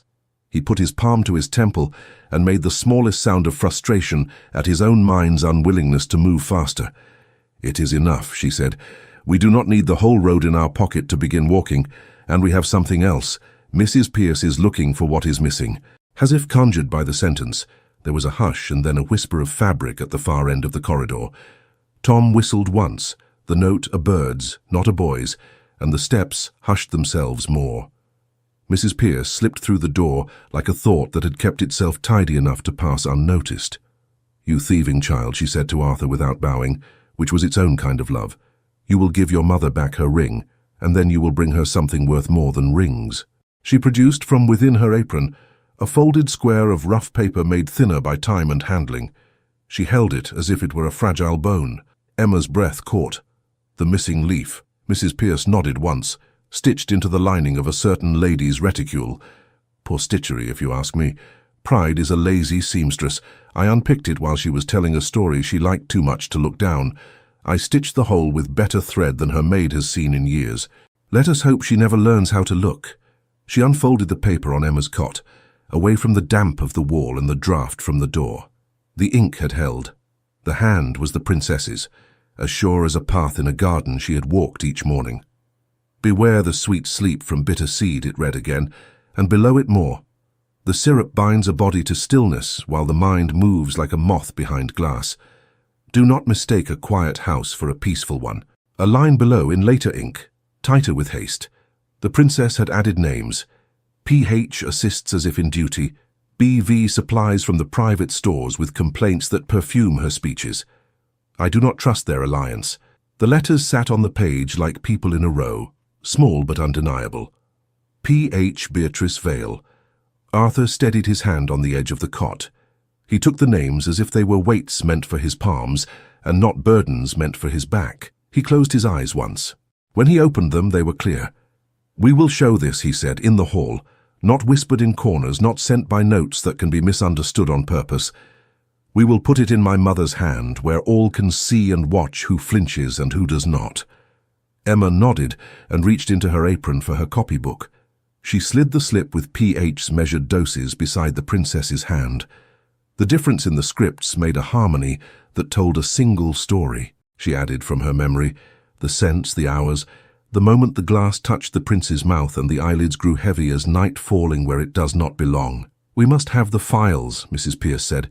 "They will claim the notes are inventions and the hand is forged. But a bottle is a bottle even when a liar holds it.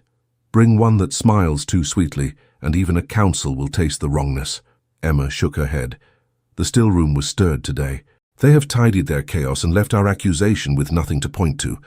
We need a fresh cup, one that has not yet learned shame. Dr. Hawthorne keeps a drawer near his desk. He calls it order, and it looks like proof." Arthur's face moved through thought to decision. "Tom, Your Highness, can you find your way to the physician's passage and not be seen because you are meant to be seen? Can you carry a tray and be mistaken for part of the furniture? Can you take a glass that will not be missed for an hour and bring it to a door with a bolt where a girl is making a plan to put a kingdom back on its feet?" Tom's grin betrayed him as young and then rebuilt itself into resolve. "Yes, sir." "Do not be a hero, Mrs. Pierce said, "because heroes feed rumors and funerals and then all our work is wasted on speeches. Be a boy with a tray who makes a small error and corrects it before he is noticed. That is harder. Do that." Tom nodded and left, the door's shadow barely changing. The corridor listened and heard only its own old bones. Arthur sat on the stool, which had never imagined it would bear a prince, and did so without complaint. He looked at Emma again, his gaze doing the work of a touch he did not presume. The room felt like a ship's cabin in a calm sea, where waves still made the wood sing. "When this ends," he said quietly, and the words were careful because when is a verb that lies to vulnerable people, will you... He stopped because promises spoken in walls are bold and sometimes foolish. He swallowed and tried again. Simpler, truer. "Will you walk beside me? Not behind, not hidden, not in rooms borrowed from kindness, freely." Her answer was a yes the size of her chest. It might knock down her ribs if she was not careful. She let it out slowly so it would not frighten them. Yes, freely, or not at all. He exhaled, and the sound carried relief and wonder in equal measure. He reached for her hand and did not take it. She reached and laid her fingers on his, and that was both more and less than taking. Tom returned with the speed of someone who respects haste and knows it earns suspicion. He carried a folded cloth with something small wrapped inside. He shut the door behind him with his heel and held out the bundle to Mrs. Pierce like an offering. "The doctor's drawer was busy," he whispered. "I waited until the maid turned her head to answer a question she did not want to answer, and then I made a mistake and took the wrong glass and then corrected myself and set back a right glass and brought away a different wrong." He blinked. "I am not sure if that makes sense." "It does, Mrs. Pierce said, unwrapping the cloth. A phial lay there, its liquid innocent as sunlight and its scent dissembling. Emma did not need to lift it to her nose. The sweetness reached as audacious as a kiss. They wrapped it again and tucked it into Emma's apron pocket. It felt like a stone smuggled out of a river. Arthur rose, the room too small for what they meant to take into it. He looked at the stolen page and the copybook and the bundled proof, and then at Emma, as if to take a last look at something in case Walls could not be trusted to hand back what they held. "We must go," he said. "Before someone who imagines himself, the house hears the house breathing differently." Mrs. Pierce opened the door. Tom stepped out and nodded once, the corridor clear. Arthur touched the ring at his neck, and then did what courage does when it has found its matching piece in another person. He set his jaw without hardness. They went the long way, because the long way is sometimes the safe way. Past barrels, past hooks, past the door where the sea sent its voice in skinny draughts. The bolt fell gently behind them when they left the storage room, as if in apology for holding her. At the chapel, where sound bends itself to tenderness, they paused. Arthur stood under the carved arch and breathed the air that had gathered every prayer said in that room for a decade. He put his hand on the rail as if greeting an old comrade. He looked at Emma. "Light," he said. "Candle," she answered, and the word felt like a vow spoken without rings. The bell in the courtyard struck the hour, and then another sound layered over it, a herald's cry cutting the cool. "Council is assembled. Bring in the accused." The council chamber had been aired and swept, as if order could be polished into the grain of wood. Benches lined the walls. At the far end, under a window that gathered the sky and laid it like a blessing on the table, the Dowager Queen sat with the gravity of one who had been forced to choose sense over softness too often. Dr. Hawthorne stood at her right, Lord Whitcomb at her left. Clerks rustled. The sound had the appetite of crows. Emma entered between two guards who did not so much hold her as escort her shadow. Mrs. Pierce walked just behind, her cap plain and her spine unbothered by the importance of men. Tom kept to the edge, where boys learn what power looks like on the days it pretends to be law. The nurse arrived with a little gasp, not from running but from the habit of breathing for two. She took a place near the rear and folded her hands as if to keep them from reaching to steady the whole room. Then the doors opened again and the air changed. Arthur crossed the threshold without a hand on his arm. He walked with the caution of a man who knows his body will ask for respect, and the quiet pride of one who has decided he will not ask permission to stand. A murmur moved through the chamber like wind in barley. The Queen's eyes filled and did not spill.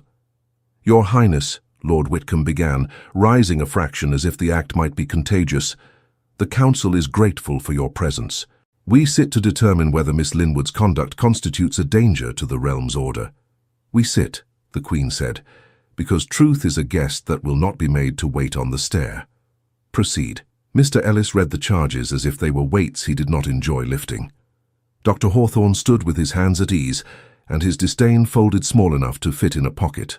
Lady Beatrice entered late, blue ribbon at her wrist, an apology shaped like a smile ready should anyone notice she had kept them waiting. Emma stepped forward when called. She set her copybook on the table. She did not reach for her locket. She did not touch the place where the petal should have been. "Your Majesty," she said, "I gave a single drop of a tonic. I bring receipts and measures. I bring, with your leave, a page from the late Princess's ledger that names a different thing, a syrup that binds a body to stillness. I bring also a phial that smells too sweet to be honest." Mrs. Pierce unfolded the rescued leaf with the care of a woman smoothing a christening gown. The clerk bent to read and looked up too quickly, the speed of surprise. The Queen extended her hand. Paper looked small in a queen's fingers, and heavy at once. She read the neat lines, the warning, the later addition. PH assists as if in duty.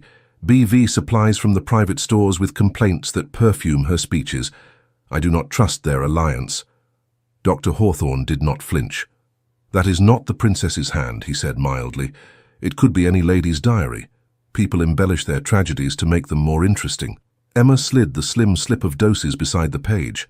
The hand there was Hawthorne's, precise as his cuffs. The clerk held the two up, and the light found their differences. The differences did not make them strangers. Tom stepped forward and bowed his respect into the floorboards. I took a file from the physician's drawer.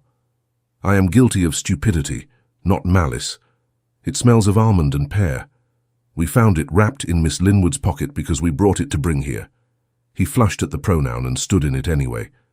We means those who wish for the prince to stay awake. Bring it, the Queen said. The clerk uncorked. The scent walked into the room uninvited. Even those who did not know herbs knew tarts. Even those who did not know tarts knew pretense. Hawthorne's lips compressed. Your Majesty, this is theatrics. Smell is not science. A council is not a laboratory. We decide governance, not recipes. The nurse lifted her chin and found a voice meant to wrap around wounds. He turned from that smell today. He took lemon balm. He sat up. He did not drift. I have tended His Highness's mouth and lids and breath for 10 years. Today they were his. Not mine, not yours. Lady Beatrice tilted her head. The little movement said she had counted the exits and found none she liked. She stepped neatly into the narrowest doorway, the one that leads to performance. We are all grateful that His Highness's eyes have opened, she said, luminous with virtue. But we cannot let gutter-snipe bravado turn the court into a hedge witch's hut. If receipts are to be weighed, let us weigh also the receipts for ambition. She allowed the room to admire the shape of her mouth for a heartbeat. People have been dismissed from court for far less than touching the heir's lips with unknown things in the dark. Emma met her gaze. Unknown to you does not make them wicked, nor known to you make them good. The Queen raised a hand. Lady Beatrice, your ribbon is torn. Beatrice glanced down, the smallest crack. A sliver of blue hung where a neat edge should have been. Mrs. Pierce did not smile. Your reticule is mended better than last week, my lady, she said. It used to gape like a story with a hole. Curiosity pricks. I pricked back. The princess's leaf was tucked there. Poorly. I unpicked it. I returned your lining better than I found it. The paper I kept because it belonged to someone who no longer has pockets. A sound moved through the room that meant interest rising like heat. Beatrice regained her posture. I carry notes like any woman at court who wishes to remember little things. I do not read dead women's worries as law. The doctor and I are not conspirators. We are... Her eyes flicked to Hawthorne and found no rescue there. He had not prepared a duet. He had written a solo. PH, Emma said softly to the Queen. And BV, the princess, writes what she sees. She warns. You may scold her for the impertinence of knowing. But she knew. Doctor, Hawthorne's face changed as little as a rock face in winter. The change was there anyway. It was in the eyes. He stepped forward to the table, picked up the file Tom had delivered, and set it down again with a care that made it a confession. For 10 years, he said, I have stood between this house and despair. A physician is allowed tools that are not pretty. Sleep is a mercy when the alternative is panic and spasms and the body's rebellion. I kept a kingdom stable while courtiers plotted futures that did not include a breathing heir. I may have erred. I did not betray. Lord Whitcomb tasted the air and found a scent he did not like. Doctor, he began, tone smoothing itself, surely we can find language less compromising. Beatrice moved that small, sharp movement beautiful women make when they fear a wave. The doctor asked for stores that were kept. I allowed them because I am not a coward when it comes to mercy. I did not poison anyone. I entertained guests. I read to the Queen. I soothed a prince whose mother could not bear to hear him not respond. She made a better story than truth and tried to climb into it. The Queen rose. It was not a dramatic movement. The drama happened anyway because the room stood with her. 10 years of candles, she said. 10 years of a nation that did not know whether to mourn and dared not hope. 10 years in which I let a man speak calmly to me about the virtues of order because I feared the spectacle of chaos. 10 years of visits from a lady who loved the edge of a secret. If you had said to me on the first night, "Madam, your son will sleep 10 years under a sweet leash," I would have set this hall on fire and warmed my hands at the ruin. Instead, Mercy came in clever sentences and small glasses and wore duty's coat. She lifted the princess's page and read the names again. Dr. Percival Hawthorne, Lady Beatrice Vale. Her voice did not make them villains, it made them facts. Hawthorne bowed a degree. Your Majesty, I request leave to resign and to present my methods to a medical board rather than to a council of householders inflamed by a maid's theatrics. Beatrice's head snapped toward him, a bird struck by a stone it did not see. Resign? You will not leave me to— Silence, the Queen said, and her voice was a hand over a pool. Beatrice Vale, you will leave this house before dusk and not return to it unless summoned. Your servants will return your belongings in an inventory that lists no paper not written in your hand. You will keep your pensions. You will not keep your place. Beatrice's lips parted. She tried to find a weapon in the room and found only air. For an instant, naked hurt moved in her face, small and ordinary. Then she gathered herself, bowed with a grace that would be described as admirable by those who like to watch falls, and stepped back until she was no longer the brightest thing in the chamber. Dr. Hawthorne, the Queen continued, you are relieved of office. You will be escorted to your rooms and then to a carriage.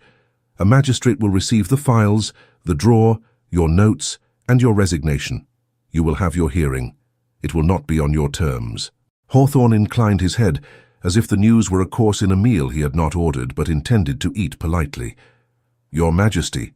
Lord Whitcomb cleared his throat with the sound of a man attempting to step backward without appearing to move. Your Majesty, the Council acted in good faith when it safeguarded the household. The Council, the Queen said, looked to a physician for science and to a lady for charm and forgot to look to a mother for consent. You will write the orders that correct this. Then you will write your own letter of retirement, citing an infirmity we will not specify. You have done your utmost. Your utmost is no longer enough. Whitcomb's face did not manage the trick of gratitude. It found obedience instead. As your Majesty wishes. The Queen turned to Emma. The room's attention turned with her and fell quiet like snow. Miss Linwood, you broke a rule and saved a life. I will not teach my household that to obey is safer than to be brave. You will not be punished. You will be thanked. You are restored to your duties at this house's heart. If you will have it, you will keep the still room until we find a physician who can sit in the same chair as our former doctor without asking us to sleep through our lives. Emma's breath left and returned as if it had been taught a new way to behave. Thank you, Your Majesty, she said, and it was not a formula. It was what a person says when a weight is lifted that has bent their back and their vision. The Queen's gaze softened by a thread. Bring me your ledger when you have copied the princess's notes cleanly and marked your own errors and successes without shame. We are done hiding our knowledge under flour. The clerk gathered the papers. Guards moved as quietly as their belts would permit. Dr. Hawthorne bowed to the Queen, to the Prince, to the heir, and left with his spine as straight as he had kept his shelves. Lady Beatrice walked out as if the floor might bite, but had been told not to in front of guests. Lord Whitcomb wrote as instructed. The chamber exhaled a collective breath that had forgotten it was holding itself. Emma did not move until the nurse's hand found her elbow and squeezed once. Mrs. Pierce did not dab her eyes. She would do that later in a broom closet and then deny it with vigor. Arthur stood. He did it with no drama, and was as handsome doing so as he would ever be in any uniform. He crossed the room. No one stopped him because he moved like a person who had decided that interruptions cost more than courtesy. He came to Emma and did not take her hands yet. He stood a breath away and let the room see a man who is not ashamed of gratitude. You gave me back my waking, he said, and his voice was not a prince's voice then. It was a man's. Thank you. The Queen watched them with an expression that could have been called tired joy if one were writing to an old friend. She did not interrupt. She did not hasten what did not need haste. She lifted her hand to the clerk. We are done. Go back to your tasks. Let the house learn a new rhythm. They left, all of them, even the curiosity that had tried its best to keep sitting. The chamber emptied as a field empties of wind. The light moved a finger's width across the table. Emma found herself walking beside Arthur on the cliff path an hour later, the sea's breath making conversation where words were too dear. They did not speak much. They did not need to. Mrs. Pierce had placed a shawl over Emma's shoulders with a flourish that made even practicality feel celebratory. Tom had run ahead and then run back 3 times, a dog disguised as a boy. The nurse sat on a low wall and let her hands rest for once in her lap. The horizon lay like a promise no one could keep alone. Arthur stopped where the wind gathered itself and did not spend it yet. He looked out, then at Emma. "We will hire a physician who respects tea and truth," he said. "We will publish the late princess's pages, and yours beside them, and we will bear the scandal of being sensible. My mother will scold me for walking too far, and I will obey her until I do not, and then I will apologize properly so she forgives me." He smiled slow. "We will not sleep in syrup." Emma laughed, soft, and the laugh surprised her because it felt like a thing she had not used in a while and discovered still fit. "We will make a school from the stillroom," she said, "for girls with steady hands and minds they are not ashamed of. We will teach boys too if they wish to mind patience as much as knives." He nodded, the motion easy now. A gull dropped and caught itself and rose again. The sea lay its grey and silver out like a cloth ready for a meal. He reached for her hand then, not careful, not careless, simply right. She gave it without thinking herself brave for doing so. The world had been loud all morning. Here it grew quiet enough that she could hear the small truth beating in her chest. Behind them, the house fixed its protocol and relearned its prayers. In front of them, the cliff path bent toward a chapel whose door never locked against dawn. They stood a while, 2 figures in plain coats, and let the wind carry away what they did not need to say. Then they turned together and walked back, not to surrender, but to begin. Dawn came like a soft hand on a fevered brow. The little coastal chapel opened its wooden door and let the sea's breath wander in and learn the pews by heart. Wildflowers stood in jars along the aisle as if the hedge itself had decided to attend. No trumpets, no banners, only the patient rhythm of waves and a bell that did not shout, only told the hour it had been given. Mrs. Pierce fussed with nothing at all and wept freely all the same. Tom had polished his boots to a shine that made him taller. The nurse sat in the first pew, a handkerchief clutched but not used yet, mouth already trembling at a happiness she had not dared to imagine for a decade. The Queen wore grey and softness, and the expression of a woman who would allow herself to feel joy on purpose and not apologize. Arthur stood at the front in a plain coat the colour of good earth. In his palm lay a ring he had warmed there without meaning to. He did not look at the door every other breath. He looked at the window where the light entered and made people into kinder shapes. When it touched the floor and moved an inch, he breathed deeper. Patience had learned him, and he had learned it back. Then the door filled with a figure, and every person there understood how a simple thing becomes holy. Emma stepped over the threshold in a gown that had been her mother's, and was now hers because life can be unstitched and sewn back into new shapes. The hem brushed the stone like a whisper. A sprig of rosemary nestled at her wrist, tied with the thinnest ribbon. Her hair was not made into a tower. It was gathered like a promise you intend to keep. She walked as she had always worked, steady, careful, certain of each footfall. When she reached the front, she did not drop her eyes as if before a throne. She lifted them and met the face of the man she had called back to the room where he belonged. He took her hands. The ring waited in his palm and learned her temperature. The locket lay against her collarbone. In it not a petal now, but a sliver of parchment with a single word in his hand, kept where courage once slept. The priest's prayer was brief and not made of flourishes. It was a reminder that vows do not become true because a man in a robe says so. They become true because 2 people wake each day and make them again. He spoke, and the sea kept time, and the gulls skimmed the air as if they had places to be and were pleased with them. Arthur turned to Emma. His voice had shed its hesitation, not all at once, but in a way that made the room believe it would never run again from a word it needed. "I was taught to keep order," he said. "It let the wrong people sleep. You taught me to prefer truth. It keeps the right people awake. I pledge to you my hand and my hours. I pledge you my name, not as a shield, but as a place you may stand beside, not behind. I promise to choose you in rooms filled with law, and in kitchens filled with steam, and in gardens where nothing is behaving. I promise patience. I promise laughter when it tries to hide. I promise work. With you. Not over you. Not around you. With you. Emma could not keep the trembling from her mouth. It did not matter. She let it be what it was and made it part of the vow. I was taught to be useful, she said. It nearly taught me to be small. You made room for my truth on a table that did not expect to be set with it. I pledge to you my steadiness and my stubbornness, which is only courage when it has learned a tune.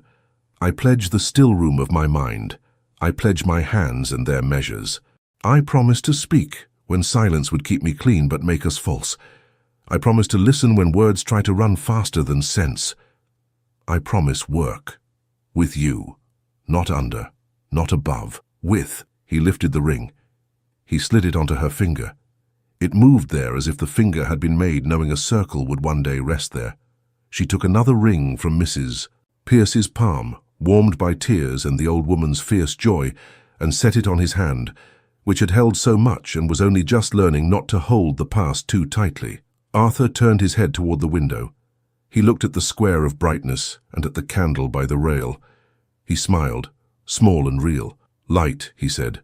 Candle, she answered, and everyone who understood what could be contained in a single syllable closed their eyes and called it blessing. They kissed, not as a performance, but as the first line of a conversation they planned to continue for as long as breath permitted. The bell marked the moment without fuss. The sea outdid itself at being sea. Inside, Mrs. Pierce sobbed and laughed at once, which is how practical people celebrate when they forget to be practical. The Queen's hands, which had held a nation's grief, came together once, then again, very softly. Tom made a sound he would later deny, and the nurse put her head down and let herself have the luxury of feeling light. They walked out into the salt air as husband and wife, which are not words that make magic by themselves, but here they had become strong by being true. The cliff path waited like a long table set for two, then four, then a crowd. They did not travel far that day. They did not need to. The world had come to them and found them ready. In the weeks that followed, the house changed its habits, not by smashing them, but by teaching them new steps. The physician who came to sit where Hawthorne had sat did not bring syrup when he brought a chart. He brought his caution and asked the still room to lend him its patience. He read the princess's ledger and did not laugh. He read Emma's notes and did not flinch at the lines that named failures without shame. He wrote his own beside them in a hand that did not apologize for being a man who had learned from a woman. They opened the infirmary doors to those who could not pay, and those who could, and taught them the difference between peace and quiet. Emma kept the still room and made it something else too, a school. Girls in plain gowns came with eager, sharp faces and the hands of people who have had to make do and were ready to make more. Boys came timid and then proud when they found that patience was a skill, not a softness. Emma set them to copying measures and recording errors as if errors were as valuable as successes. She told them not to hide truth under flour. She told them to smell their syrups and not be fooled by sweetness. The Queen came sometimes and watched from the doorway, her skirts gathered in one hand. She did not interfere. She did not direct. She stood and learned what it felt like to be a woman in a room where knowledge was not borrowed, but owned. Arthur stood beside Emma often, and not to bless what she did, but to join it. He carried baskets, not as a gesture, but because baskets need carrying. He learned the names of plants he had never been asked to visit. He tolerated rue and delighted in mint. He spoke in counsel from a chair that used to make him careful and now made him brave. He said, "We will weigh our rules against the ribs they press. If a rule keeps breath from a living body, it is a poor rule and must be rewritten." They published the princess's pages with a preface in the Queen's hand that said plainly, "A woman wrote this, a mother, a daughter, a student of ordinary miracles." The kingdom read and argued and then read again. Ministers frowned at the idea of printing a lady's notes. Bishops raised eyebrows at the liberty. Mothers bound the pamphlet in cloth and tucked it beside their Bibles. Apothecaries measured with better habits. Doctors scowled, and then stole phrases, and then stopped scowling. Lady Beatrice wrote from exile, and then stopped writing. Dr. Hawthorne spoke to men in dark coats in rooms that smelled of ink and slow judgment. He did not eat well. He slept perhaps for once, without syrup. Lord Whitcomb learned to fish and told lies to boys by a riverside, lies that did no harm and gave him something like penance. Emma and Arthur returned to the chapel often, not because superstition enjoys being fed, but because gratitude does. They stood in the narrow square of sunlight when it found them and learned the shape of their years. The world kept trying to return to pomp. They kept choosing simple. Their first winter as husband and wife arrived with a frost that drew feathers on the windows. They laid extra blankets where no one had laid them before. The still room smelled of rosemary and wood smoke and ink. The nursery, which had forgotten its purpose too long, remembered a little with the sound of a cradle someone had left for later. They did not hurry it. They did not count on it. They kept loving as work, which is the kind that leaves something built at dusk where there had been only plans at dawn. One morning, on the cliff, with gulls cutting white arcs against a sky too clean for sorrow, Emma pulled the locket free and opened it. Inside, the sliver of parchment lay where the petal had been. Light, it said in his careful hand. She showed him. He smiled and reached to add one more scrap, tucked alongside with the tenderness one uses with a page that means everything. He had written candle in her script, because he had practiced when she was not looking. They walked on. The wind pushed and they leaned into it, laughing because leaning is easier when you are not alone. And this is where the story turns from theirs to yours, because years change shape but courage does not. If you have ever stood in a room where rules try to name you smaller than you are, remember the girl who risked a drop and the man who chose to wake. If you have ever feared that kindness is not strong enough, remember a still room where patience was a way of telling the truth. If you have wondered whether love should be fireworks, consider two people saying a word they made holy by using it every day. Light. Candle. May you find the moment when fear quiets and your hand steadies. May you choose breath over reputation, truth over applause, work over theatre. And when you stand at your own small rail, with the window bright and the floor ordinary, and your name waiting on someone's tongue, may you answer it with your whole life. Thank you so much for listening to this story all the way to the end. We hope it moved you as much as it moved us while telling it. We'd love to hear your thoughts. Leave us a comment telling us where you're listening from and what you liked the most. Rate this story from 0 to 10. What score would you give it? If you enjoyed this story, don't forget to subscribe to the channel and leave a like as a show of support. That really motivates us to keep creating and sharing more stories full of emotion and life lessons. And before we go, we want to remind you that an exciting and heartwarming story recommendation will appear on the final screen. If you'd like to enjoy it, just click on the video. Thank you once again for being here, and we'll see you in the next story.